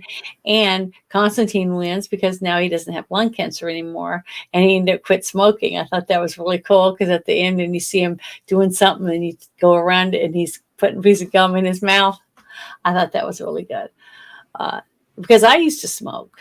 I smoked. I think a lot of young people did because it was cool and their friends did it, and you snuck them out of your mom's purse or whatever because you wanted to be cool, you wanted to fit in or whatever. And it was just a dumb thing that a lot of us did. But I haven't smoked in a very long time, and I'm glad I quit when I did. And that was my one crutch, and I'm glad I don't miss it at all. So, but I'm hated by most smokers. When I smell cigarettes, it doesn't bother me. I mean, I can be in a whole room with people smoking; it doesn't bother me at all. Now, it does later when I smell it on my clothes and it's in my hair and everything. I don't like that. I don't like it's the after stale smell, and I hate the smell of ashtrays. Ashtrays just smell really bad, but cigarette smoke doesn't smell bad. I kind of think it smells kind of good, I think. And so does cigars. Oh my God, I can go in a cigar shop and walk around and I just love the smell of cigars. And different cigars do smell different. I mean, a lot of people don't realize how different cigar smoke is compared to cigarettes. It's got a robust scent or whatever. It's very good. And I like that, And I have done a couple hookah pipes in my time. But I vaped a little bit when I was quitting smoking, and that's it. I haven't done any of that at all since, but not because of this movie or anything like that. It was just choice for myself in my life that I wanted to just be healthier.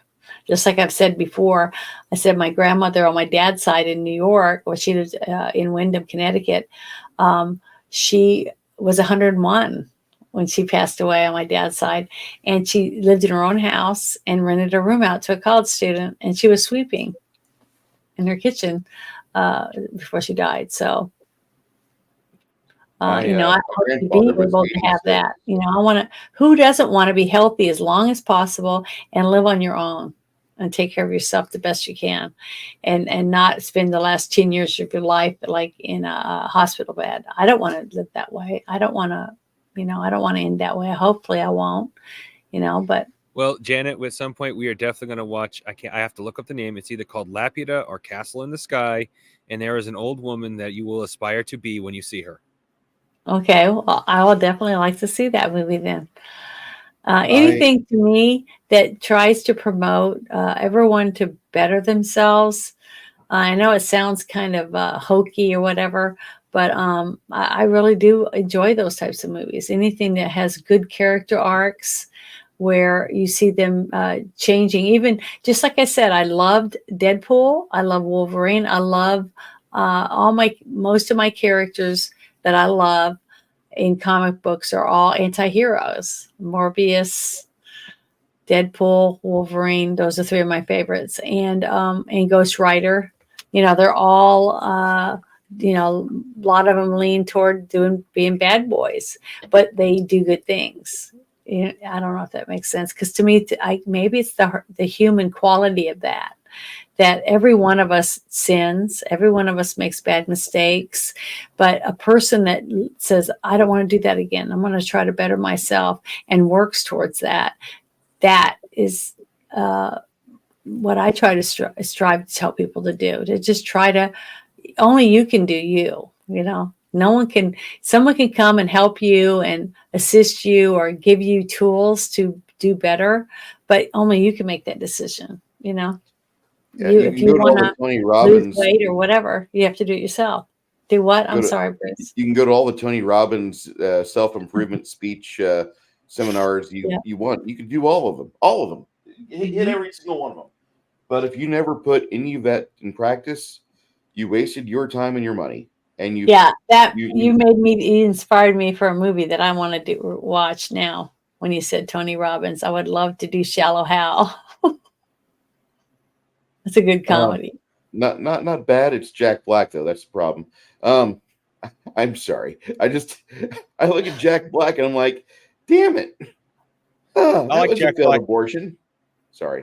I just I love like that Jack Black movie. only I don't in really certain like a things. lot of his movies, but I like that one. I like the story behind the story. So The next movie we will watch for this, some of you know this from last night because you were there in the Discord, and that movie is going to be the Dune 1984 Spice Diver edit, which is 3 hours long, and looking I love forward the to name watching of that. it. Let me go into the scores before we go into how we rated this movie. mhm. And Grumpy Old Ninja, that's okay. Honestly, I presumed I missed you saying hello. Wolfton Media, thank you for being in here and doing all the quotes and interacting with the chat. Your time was very well noted, and you didn't have to do that, but I appreciate you being here. If you're still in the chat or if you're still in the background, have us on. Thank you, sir.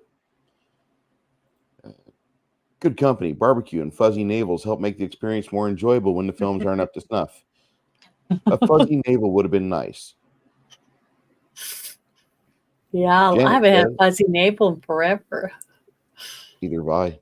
I've never had a fuzzy navel. Oh, they're so good. I mean, I get one whenever I take off certain shirts. I get fuzzy navels. Mm. Janet says I I really haven't like had one of them in a long time either. Mm. 7 out of 10. It's good. I'd watch it. I have other films that hit all this notes that this film lacked. Yeah. Mhm. Going through the chat here, looking for other people that had things, and that was from Six Nation 31 Kings. Mhm. Yeah, I think he's the only one that actually rated it. Say again. I think he was the only one that rated it. Okay, Castle in the Sky. Okay, so I know which one it is.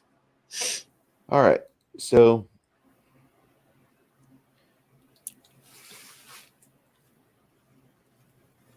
I don't think I've ever had a fuzzy navel. I do like a zombie from time to time.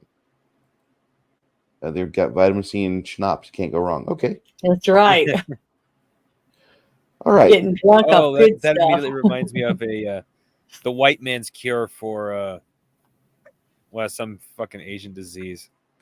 It was a South Park skit. Mhm. Breathe, Timmy, breathe from the bag of Something we visions. forgot to say about the movie was the fact at the very end of the movie, after Chaz dies, trying to save the girl from getting stabbed and having the son of Satan come out of her stomach, you get to see him on top of his own headstone as an angel. So I just wanted people that didn't know that was a pretty good part that I saw, because somebody was saying that wasn't in the movie, and I was like, I saw it at the theater, and that happened in the movie. I remember it, and it did happen. I was just that was me simply saying.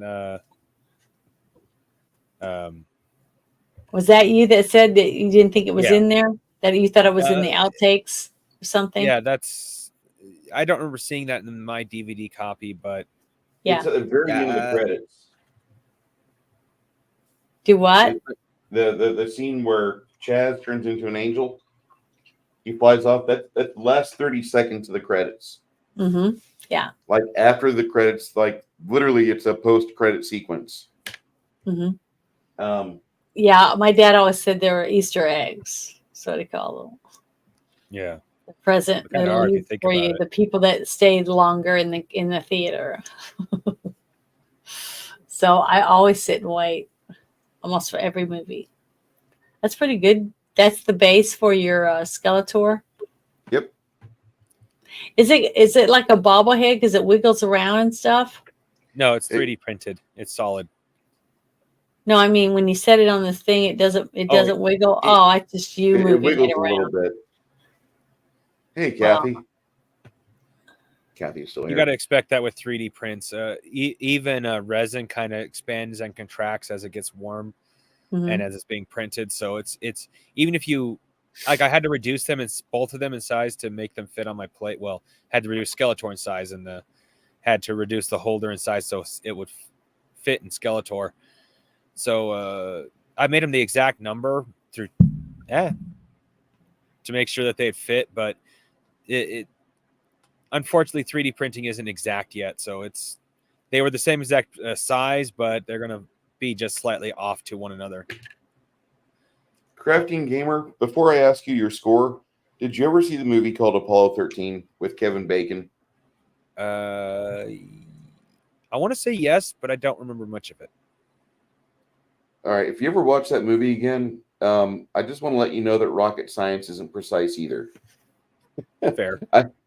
If you watch that movie and you watch how they did everything, like you'll be surprised we did what we did. That's all I'm really going to say. But that is a fantastic film, and I want to know what your score is for this movie. However you rate it, but I want to know what you feel about it. I'd have to give this a 7 out of 10. I really liked it, but there's a few things I have issues with. Well, like Janet says, that most of them I'd have to say come from editing. Mm-hmm. Because, like, for example, the one demon, if they had just reshot that so she didn't sound like it was personal, there wouldn't have been a problem. And I can't think of anything right off the top of my head. But there's a few other things that I do believe comes down to editing that really I have an issue with. But that's usually what I have the issue with is little things like that. Mm-hmm. Like my one real issue with Tremors was they actually showed 3 Tremors when there should have only been 2. Yeah, that's editing. That was editing. I remember that. Mm-hmm. You said 7 out of 10. Yep. Okay, Janet, where do you Well, sit? With this my movie? score is an 8 out of 10. And most of my 8 comes from because I absolutely loved all the special effects. I thought the special effects were above and beyond what I expected for a movie. And when I found out that the director used to direct music videos, then it started making it, I understood it because I remember sitting for hours watching MTV and how awesome all the videos were and how much detail was put into it to cram in a very small amount of information in 3 minutes, basically for some of the longer videos. So I just thought it was really good. Now, the editing too is what I would blame for most of the mistakes that I found in the movie. I would blame on editing. Because they different things that they cut out to make it timely. Sometimes they cut out something they should have left in and cut out just air, dead air time, like when they're driving down the road. There's lots of things to me that they could take it a tiny second here, a second there out to give the 5 seconds you need for this other part. You see what I mean? But hindsight's 2020. We all can be, chair couch warriors or whatever, and pick things out and say this, that, and the other. But we might have probably made the same mistake if it was us editing. So, but that's the only thing I could find is little things like that. I thought everything else was great. I thought they did the person who chose the actors for the parts did extremely well at picking characters for each part in the movie to fulfill their needs and to make the characters believable, especially with the character that works in the bowling alley. I thought for such a small amount of screen time and a short amount of lines and stuff that you actually cared about it when he died. That is very hard to find in any movie, to where you actually are sad when that person dies and they're just a few seconds late. I just like that. I just thought that was really good. And that to me shows how well written the script was for this part and the person they chose to put in it, with facial expressions and body motion, things that they did. And the actual script put together made you love this person. So that's great. That's good acting. And wasn't he the same guy that was in 300? Looked like it. I think it was the same actor that was in 300 telling the story. I think it was the same guy. And he was also, wasn't he the same guy that was in Van Helsing and played the monk? Yes. Or the young friar? He wasn't a monk yet. Remember, he was a friar. I just love him. I just think he's so good in every part that I've seen him in. I've not found a movie yet that I didn't like. You're talking about David Wyndham, I believe. Yeah, I liked him. I really like him. I think he's got excellent facial expressions to fulfill whatever it is that he's trying to get you to see. And I just don't think there's very many actors that have that ability. The gentleman that was in Galaxy Quest that wore all the costume makeup, he was the theatrical guy. What was his name? Talking about Snape. He played Snipe in the Harry Potter. Yes, Snape. Yeah, he played Snape. That actor, he was one of them. He's one of the same type of people that Alan just Rickman, from a look or the way he looked at you, you know what I mean? Yeah, When you Janet, look at another character, I just found out that telepathy does not work because I just tried to put Alan Rickman's name in your head and you drove right past it. I'm sorry. I see it now in the chat. But yeah, I could not remember his name for nothing. I don't know why I do that. I do that a lot because I've got like 70,000 things all running through my head at one time, which is tabs open. That's just me. But if they were all naked, maybe it would be a little better, but they're not. But, a little interruption. Yeah, I just like him. I think he's a phenomenal actor, and it's sad that he passed away, but he was one of those actors that he didn't even have to speak. Sometimes he could just look a certain way and make a facial expression or move his arm, like, his hands and his face together. And it was all you needed because everything, he was just that good at showing you something on screen that was believable and made you love his characters. I just, there's just not a lot of actors that can do that. But that young actor that was in that scene, and just him taking that little cow thing and tipping it over and making that facial expression, you instantly liked him. It was like you instantly bonded with his character. And that's not an easy task, I don't think, for an actor. So slight interruption. Grumpy Old Ninja, despite what I said about resin, filament printers do the expanding and contracting thing even worse. And the resin printer is far superior for models because even with that, it gets way greater detail than a filament printer can, unless you're a filament printer wizard. Filament printer wizards, they can make filament look just as good as resin, and I have no clue how. I really don't.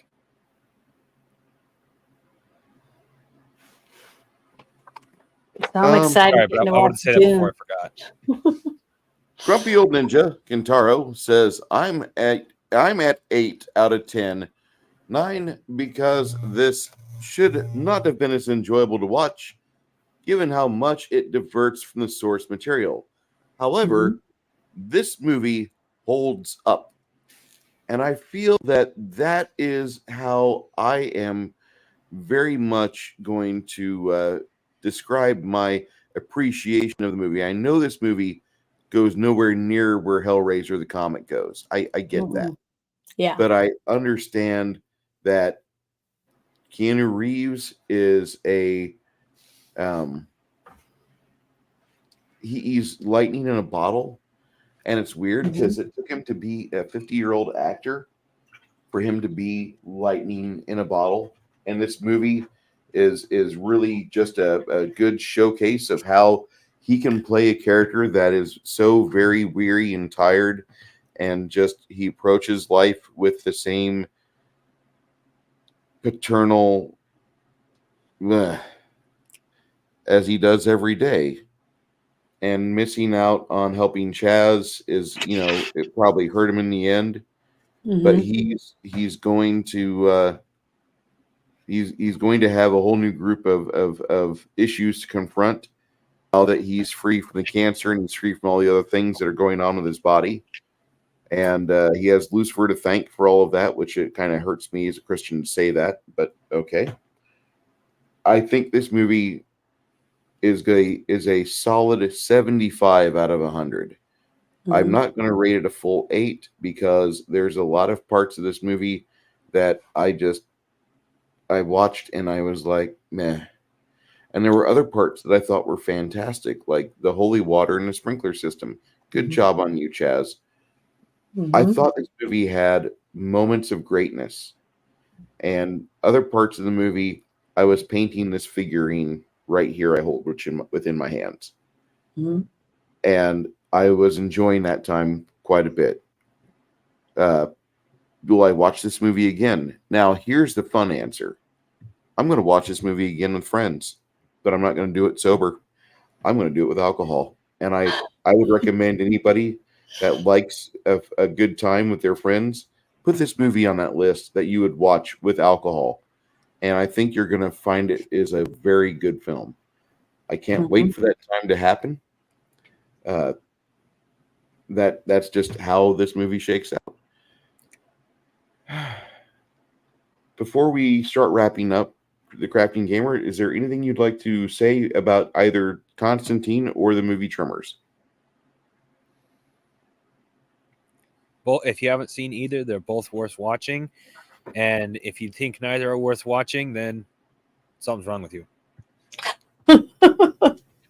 Fair enough. Is there... I know recently you said on your YouTube that you were feeling just kind of burned out. You're having a hard time making videos, and I'm getting close to burnout.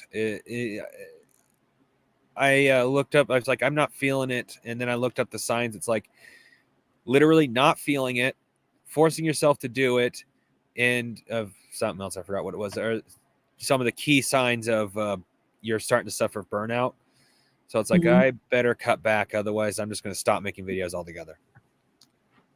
Yeah, I think you should probably just kind of hang out for a minute and just see what good comes out of the things you've already done. You've got a lot of Robotech videos on your YouTube. For people that are not aware what Robotech is, years ago there was a Japanese cartoon series that was fantastic and fun to watch. And then some people at Palladium Books, they wrote role-playing game stuff for them. And our friend, the Crafting Gamer, right here, he has done the job of putting together really informative videos, all based on Robotech. That's what his meat and potatoes is right now. Let me put his link in the chat. There's also talk that this movie, Constantine, pales in comparison to the TV show Constantine. That usually actually happens. I find that if you like the movie more, liking the movie more than the TV show is very rare, because usually the TV show can go into more depth and really explore the parts of the character the movie can't.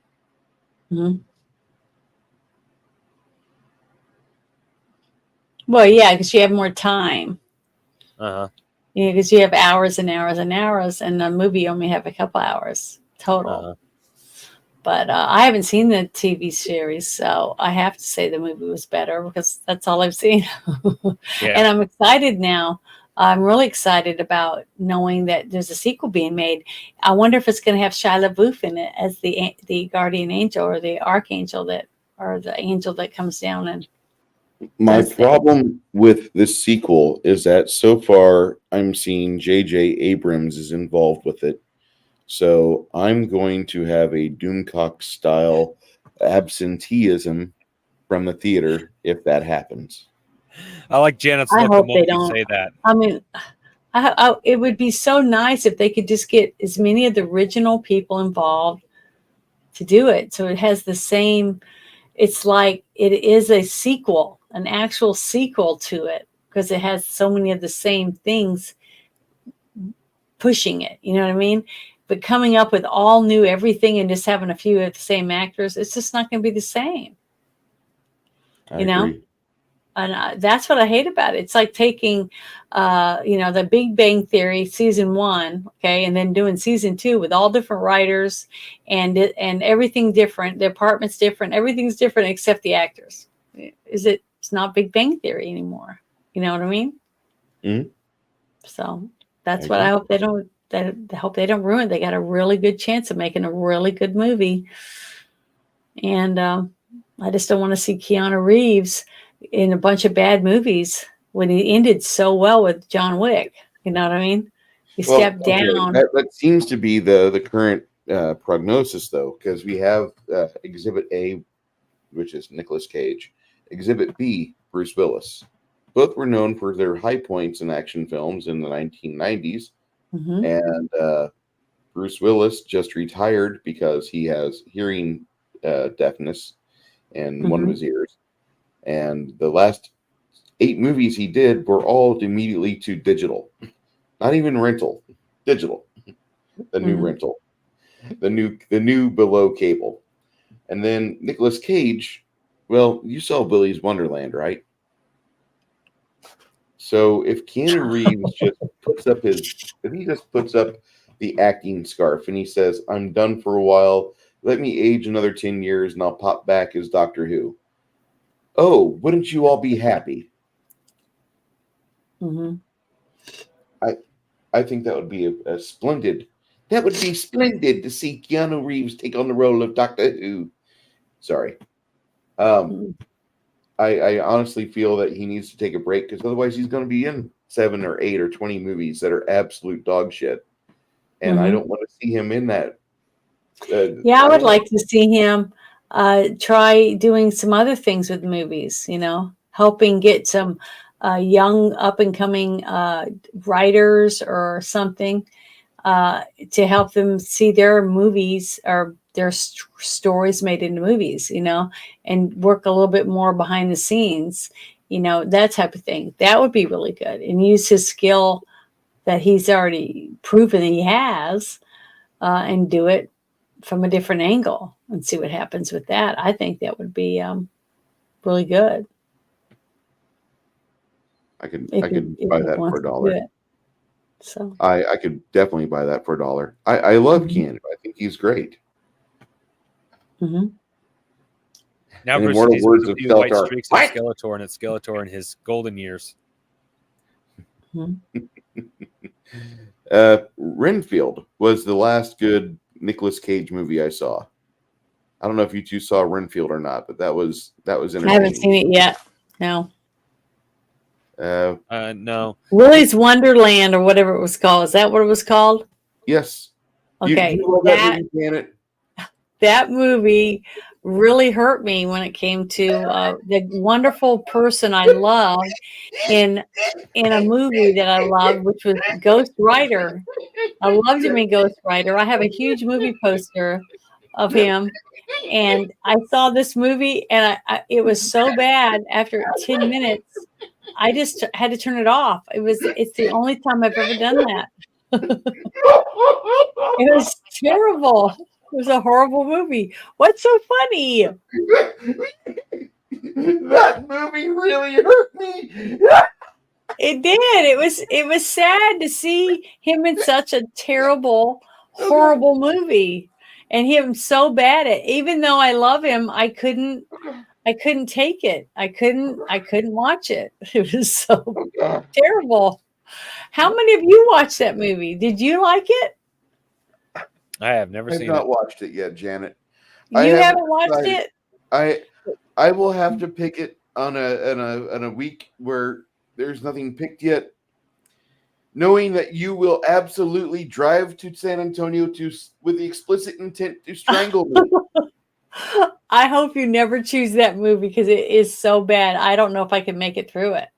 I just was so disappointed.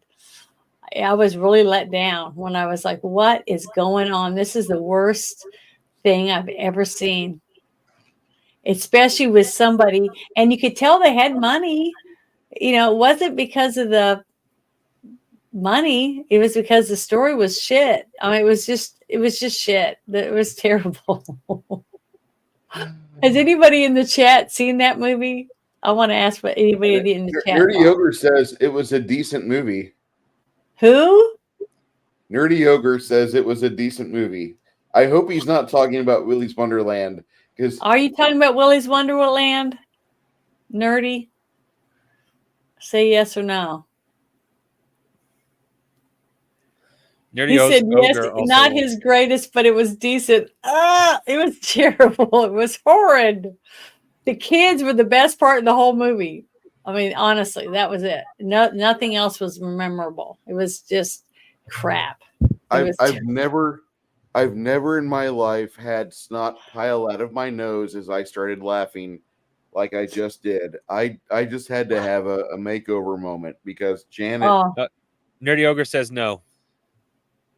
Okay. No what? I don't think he's talking about that movie. Oh, he wasn't talking about that movie? No. Oh, you guys, just before that, you were talking about Renfield, so that might be what he might be a little Renfield bit behind. was good. Yeah, Renfield, I guess. I haven't seen it yet, but I'm telling you, that movie was bad. So I want to hear what each of you thought when you guys go see that movie. If you choose to spend 25 cents and watch that movie, whatever it costs, 2 cents or whatever. Janet, I wouldn't pay a penny for it. Oh, he was talking about Ghost Rider right now, and we could watch it tonight. It's terrible. The Ghost Rider was great. I loved it. And I've got a lot of Ghost Rider comic books. I've seen both Ghost Rider films. I think I got a Ghost Rider, or at least a comic book with Ghost Rider in it somewhere. Yeah, Ghost Rider 2 wasn't that good. No, it was still better than Willy's Wonderland or Wonder World or whatever. When Janet said that movie hurt me, I couldn't help it. I snotted into my arm. Well, I wasn't trying to make you laugh. I was just telling you how I felt because I've said it. I don't know how many million times. I know you've heard me say that. It was heartbreaking to see Nicolas Cage in such a bad, terrible movie. When was that movie made, out of curiosity? 2 years ago. Recently, it looked like recently to me. It's that kind of bad, but it was made recently. Yeah, it was made recently, I think. I don't know how old it is, but it didn't look that old. But they had money because it looked like they used good film. They had good sets, halfway decent sets, I guess. It was just shit. And the writing was shit. I don't know who wrote the script, but it was terrible. It had no consistency or the only scene that was halfway decent that I saw in the 10-15 minutes I watched it before I just had to turn it off was the kids at the party. And it was just it was horrible. It was just a horrible movie. We're talking about a movie that Janet watched, and No, I didn't watch it. I watched like 15 minutes, and then I turned it off because it was terrible. It was a terrible movie. It was not worth my time to sit there. I would rather go watch paint dry on the wall than watch that. It was so bad. It's terrible. I mean, it would make me want to take a ice pick and gouge my eyes out. It was Yeah, terrible. I've seen one movie that came not quite that bad, but did come close. The Oh, movie I mentioned at one point called Voodoo, and it's I I don't think kind of I've want to seen that force one. I kind of want to force you two to watch it at some point, but that means I'd have to sit and watch it Oh, too, and I don't so you want want to to. torture us then? Yes, See, that would be I torture. had to sit and watch that movie, and I want to make you two do it too. If So that I means was I'd to have to make suffer through it all of you again. guys have to watch that Willy's Wonder World, you guys would never want to speak to me again. I swear. It is so bad. It is a terrible movie. Absolutely terrible. I mean, I've never walked out on a movie before. There was a movie I watched with Mel Gibson. I can't remember the name of it right now, but I'll look it up. But I watched it, and I had friends get up and leave. They thought it was so bad, and I thought it was halfway decent. I mean, like what Nerdy was saying a while ago. But this movie, it was one of the ones I would have got up and left if I was at a theater. I would have said, "Holy crap! I can't believe I paid to come in here." So it was bad. Yeah. But I just want to say thank you to everybody for coming tonight. I really am thankful because without you guys, we don't have a show. There is there is a promise. If we ever do Willy's Wonderland, I will pay Garrett extra money to sing with me the theme song of Mystery Science Theater 3000 at the start, because that's the only way we're going to be able to get Janet to watch that movie. Oh, it's if we riff it.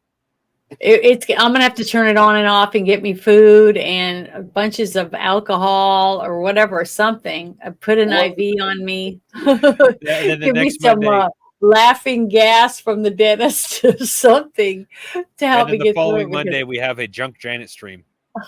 Yeah, we're gonna have to do something. I don't know what I'm gonna do because I don't know if I could sit and watch the whole thing. Paramedics today arrived at Janet from Another Planet's household, only to find her unresponsive with 40 bottles of vodka near her unresponsive corpse. Yeah, that's little bottles, those little bitty chuggers. You know, those. That's what I'd be doing, chugging those things. I tell you, so I wouldn't be numb from here down. Because it's bad. It's bad. I mean, I haven't met one person. I don't know anyone in person that I've met that's ever even watched it.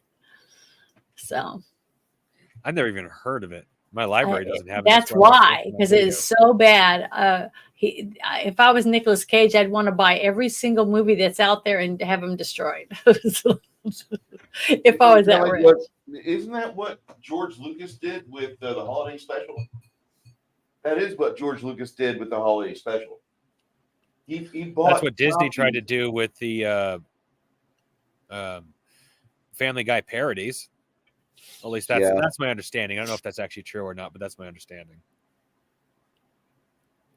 I actually could see Disney doing that. The internet says a lot of things, but usually Disney, they're not far off from reality, sadly enough. Yeah. No, they're not. Well, I'm almost done with this guy. Let me take It's looking really good, Bruce. You've done a great job. Yeah, no offense. I prefer the color choices I used for mine, but I think yours looks amazing as well. Oh, I wanted to show the crafting gamer this. Look at this. Ooh. You see that earring? Oh, yeah.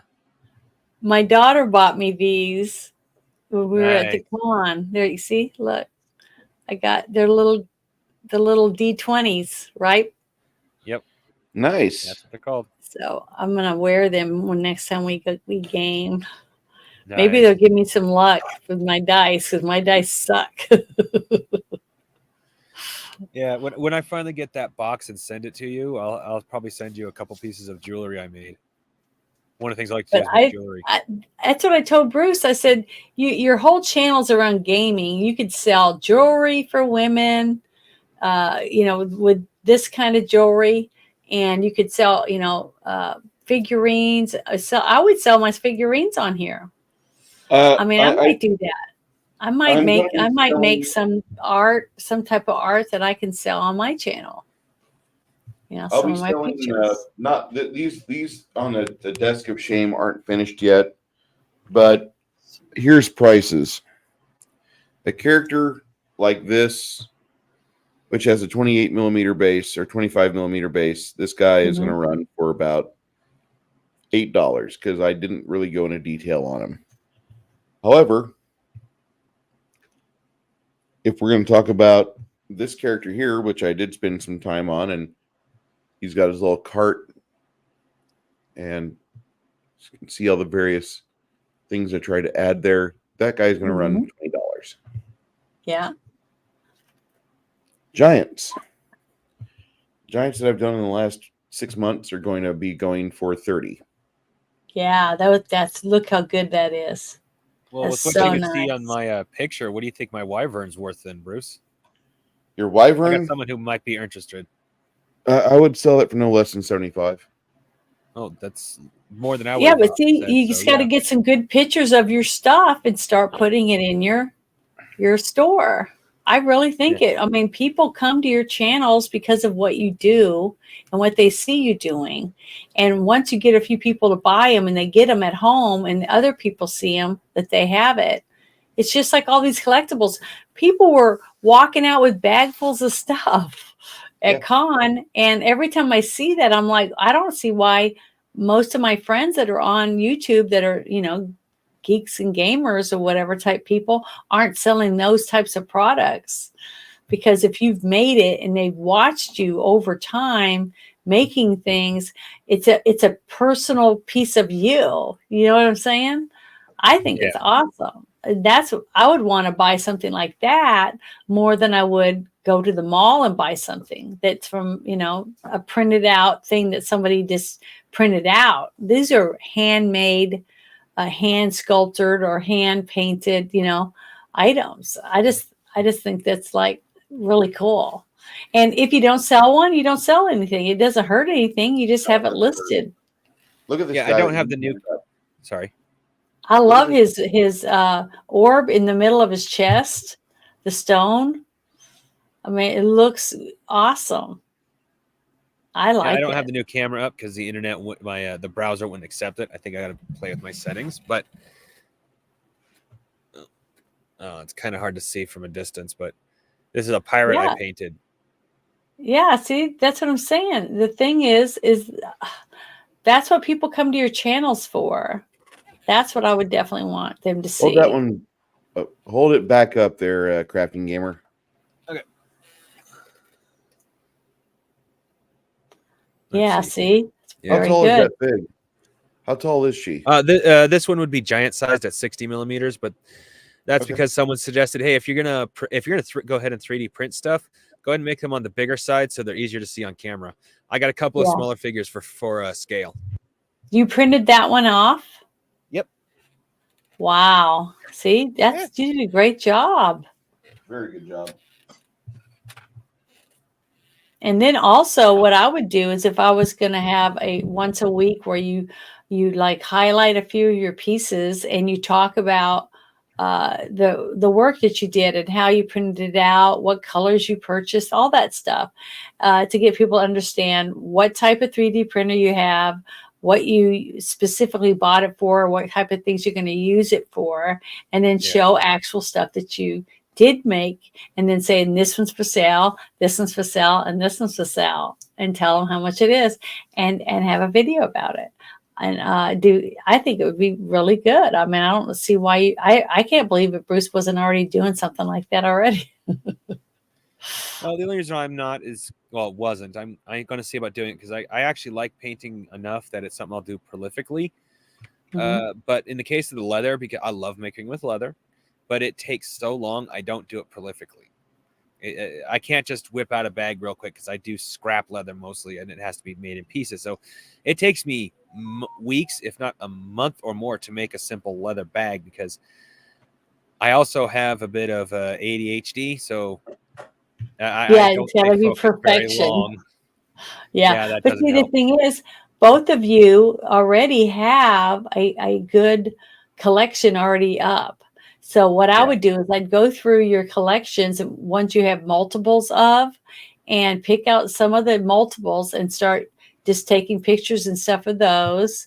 And those are the first ones that I would put on there just to see what happens. I mean, what's it going to hurt? Well, It's not going to selling hurt season is anything. starting to come up. That's for sure. People are So, going to start wanting stuff for Christmas and all that. So yeah. And who wouldn't anyone that's been watching you for a while, been a member of your channel for a while or whatever, those are probably going to be the first ones that will say, "Hey, this is really cool." I saw them work on this, 2 years ago or whatever. I want to get that one. That type of thing. So, but you got to start someplace. yeah. I'm always suggesting stuff every time he does a stream or I'm on it or anything. I see stuff. I'm like, wow, I would sell those. I would. You put a lot of effort into it, and don't undercut yourself. Get online, look at other people's work for sizes and what type of details on it, and then make sure you price yourself where it's reasonable. Yeah, I do have a tendency to undervalue myself as someone what plays it, like overcritical.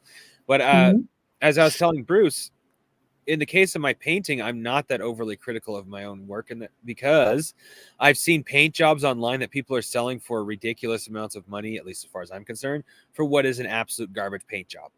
Like even compared to my inexperience, it's like that. How do you make money off that? How I'd buy that to strip it and that's it, and you're selling it for a buy and play price. So it's like, yeah. So I learned very quickly that my painting is not that bad compared to what is out there. But usually I'm very critical of my work, admittedly. Like I made a quiver for my cousin and I started pointing out the mistakes I made on it. She's like, stop doing that. Oh, look at this. This is a great idea. With each mini that you sell, come up with a backstory to go with it. I think people would really go for that. That's a great idea. Yeah. What made you choose that piece? Because when you're buying your pieces, you're already buying them. They're already made. You're not printing them out on the 3D printer, right?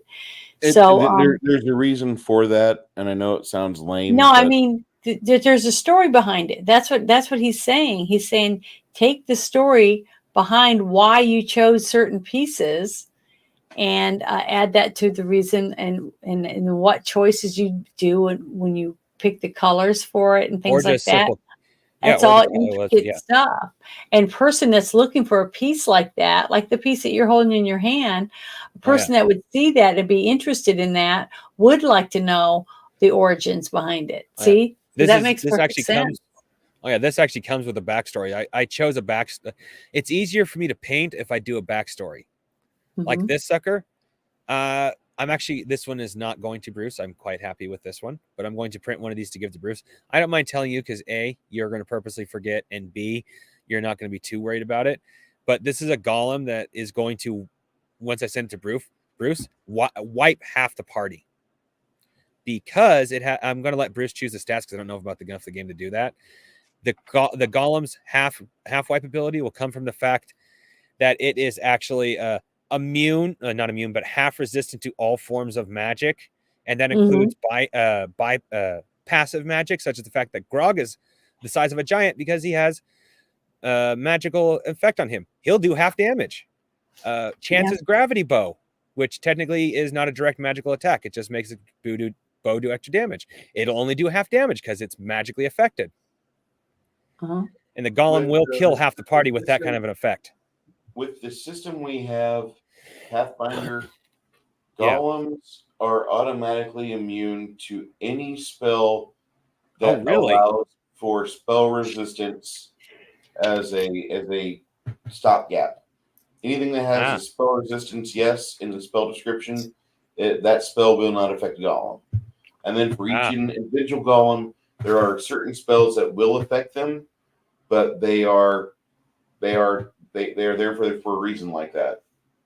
Well, his is supposed to take a little bit further, and even ancillary magic, like not ancillary, like side magic, like what happens with Grog. Like I said, it only does half damage because it's considered a magical effect overall. And to keep, let's see if you can see the chain on the back. You can kind of see it. to keep the party there, the golem is covered in treasure. Like if you look inside his mouth, there's actually gold in there. See if I can get a good angle. Yeah, you can kind of see it. Mm-hmm. Because it's meant to be like, I know you aren't, Janet, but there's plenty of players in Bruce's game that are super greedy. Like there's an emerald in two of his knuckles and in one of his knees. There's a ruby with a golden chain off his back. There's plenty of pieces that are painted with silver, so they look silver, not just metallic. There's one unique arrow that I put in its body, which is supposed to be a magic arrow. Like there is plenty of reason for the players to stick around. I just don't know if they're going to want to if with a golem that. Oh yeah, Bruce said he likes 28 millimeter. Let's see if there it is. 25 preferably, but that's just me. Oh, 25. Well, yeah. This right here is a 28 millimeter figure that's next to the golem. Typically, everything's sold by huge. Yeah. Yeah, the golem is huge or at least large. These figures I just 25 to 28. That's heroic scale now. We really like the scale, but back in the day, we used to get little 15 millimeter stuff, and I just can't run a game with 15 millimeter. It's good for wargaming. That's about it. Nothing wrong with that, but that's not my preference. We're almost done with the Skeletor. I am going to frock the a little bit of the Castle Grayskull base. I think I went a little different on direction because I wanted to go for the dynamic light sourcing. And I didn't really. I need to hit the cloak with that as well, but we'll see how that turns out. I've not done. This is a hell of a piece to experiment with, but I'll try it. I'll definitely try it. Grumpy Ninja, thank you for the nice earlier. Sorry, I forgot to say something. Yeah, this is a great fig. I really like this figure quite a bit for reasons. I'm still on the main screen. I bet. There you are.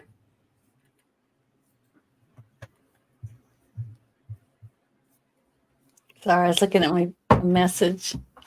It's okay, yeah, it's good. You did such a good job on that, Bruce. The skull is phenomenal. I like Bruce's shading. Mine came from a zenithal treatment, which is just from an up angle, so it's an all-around lighting. I think I like Bruce's a little bit better over the fact that it actually has an angle. And the fact that he did the outline of the gold trim around each piece. I'm so jealous of that. It stands out. It stands out. I wish I had thought of that when I did mine. I didn't, though. You're good. You're good. I'm just barely a journeyman painter on this. I'm still an apprentice on a lot of aspects. Like I need to really do a better job on the gold there. I really think I could have done a better job there, but I'll go back over it with probably a dry brush. But see, because of doing it that way, you're making it a one of a kind. You know, as long as you don't paint the next one exactly the same way, there'll never be another one like it. You see, that's what makes it so cool. It's a one of a kind.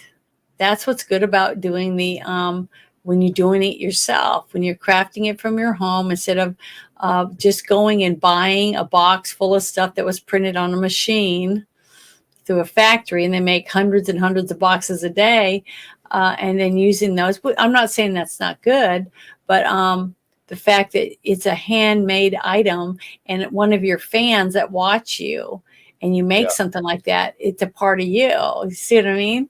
So when they buy it and take it home and put it on their shelf, it goes in their collection because it's a piece of you. I love how he did the red stone. His red stone is I love the stone too. It really stands out, and it looks eerie and scary at the same time. That red stone is just two coats of that's out of reach right now, but a particular color from Army War Painter. Just two coats of it.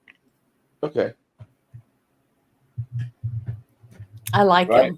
I really like your work. I mean, I like the choice of the blue you have for the skin tone. And that was actually a mixture of, I think it's like, oh, hold on, I actually have that one easy, right? see here. Sailboat Blue from Ranger Alcohol Inks, and a little bit of also from Ranger Alcohol Inks, a color called Bottle. Okay. Then we've 3 got drops of the blue and 1 drop of the green, and I got that blue. I've got the base here, and this base I think looks really phenomenal. Mm-hmm.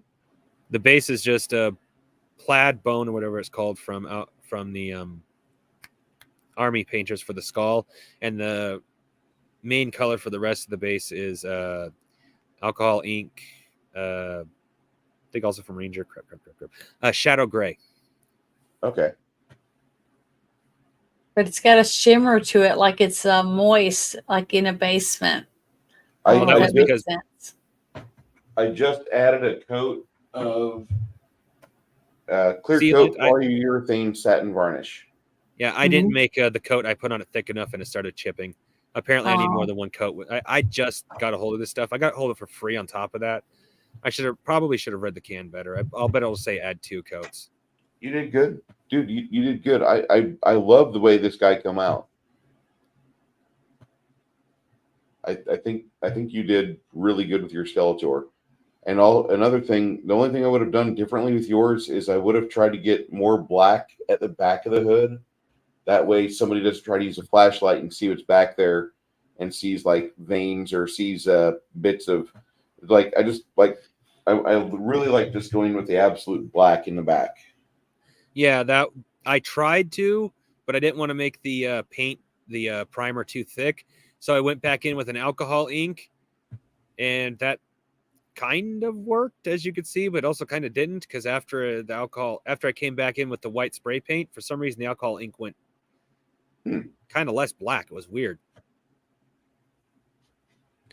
Well, you did very good with that Skeletor. I really commend you on your paint job on it. The bust came out really good. Your printer is a success. Well, it's 10,000 times better than I could do. I can tell you right now. I thought I was never going to get those 2 little ones, and they're only like this big. You know, they're tiny. It was 2 Venom agents that I touched up to make them look like Deadpool and Ultron, to put in that multi picture that I made. Yeah. All the different characters in the group, and then I put them in a shadow box together, and I wanted each character underneath of the one I made in the rhinestones. Yeah. So I'll have to put that in your Discord, Bruce. Okay. I'll post that video in there of that one that I did. 6 Nations 31 Kings. As far as I know, it's not. I know for a fact the army painters aren't. As for the alcohol inks, I'm pretty sure they're not, but I got them from a thrift store, so I didn't get the instructions with them. I just got them as bottles. It's almost 10:40. We are at the cusp of 3 hours, and as much as I enjoy talking with my 2 guests here, Janet is almost at allergy 30. Yeah, I'm already been stuffed up for the last 30 minutes. I'm sorry. I started sniffling. Hey, and I even took an extra pill right before we started, so I can't help it. My eyes are itchy and like I get stuffy. All right. Crafting Gamer, thank you for coming on. Thank you for accepting my apology, and I kick me in the head next time whenever we've got a movie that you specifically paid to have us watch, and then we don't bring it on stream. Kick me in the head, like I said. Tell me in the middle of the stream. You even call me out, Bruce. What the fuck's going on? Why am I not up there with you? You could do that. I give you permission. Anybody permission. I will. Yeah, because we forget. You know, we're excited. I'm always spending the whole day thinking about what I'm going to wear and making my promo video to put out. Yeah, well, admittedly, I just presumed Bruce was on some sort of schedule and was like, okay, no offense, Crafting Gamer, I can't time wise afford to have you on tonight. So no, I'm sure he just forgot, like I did.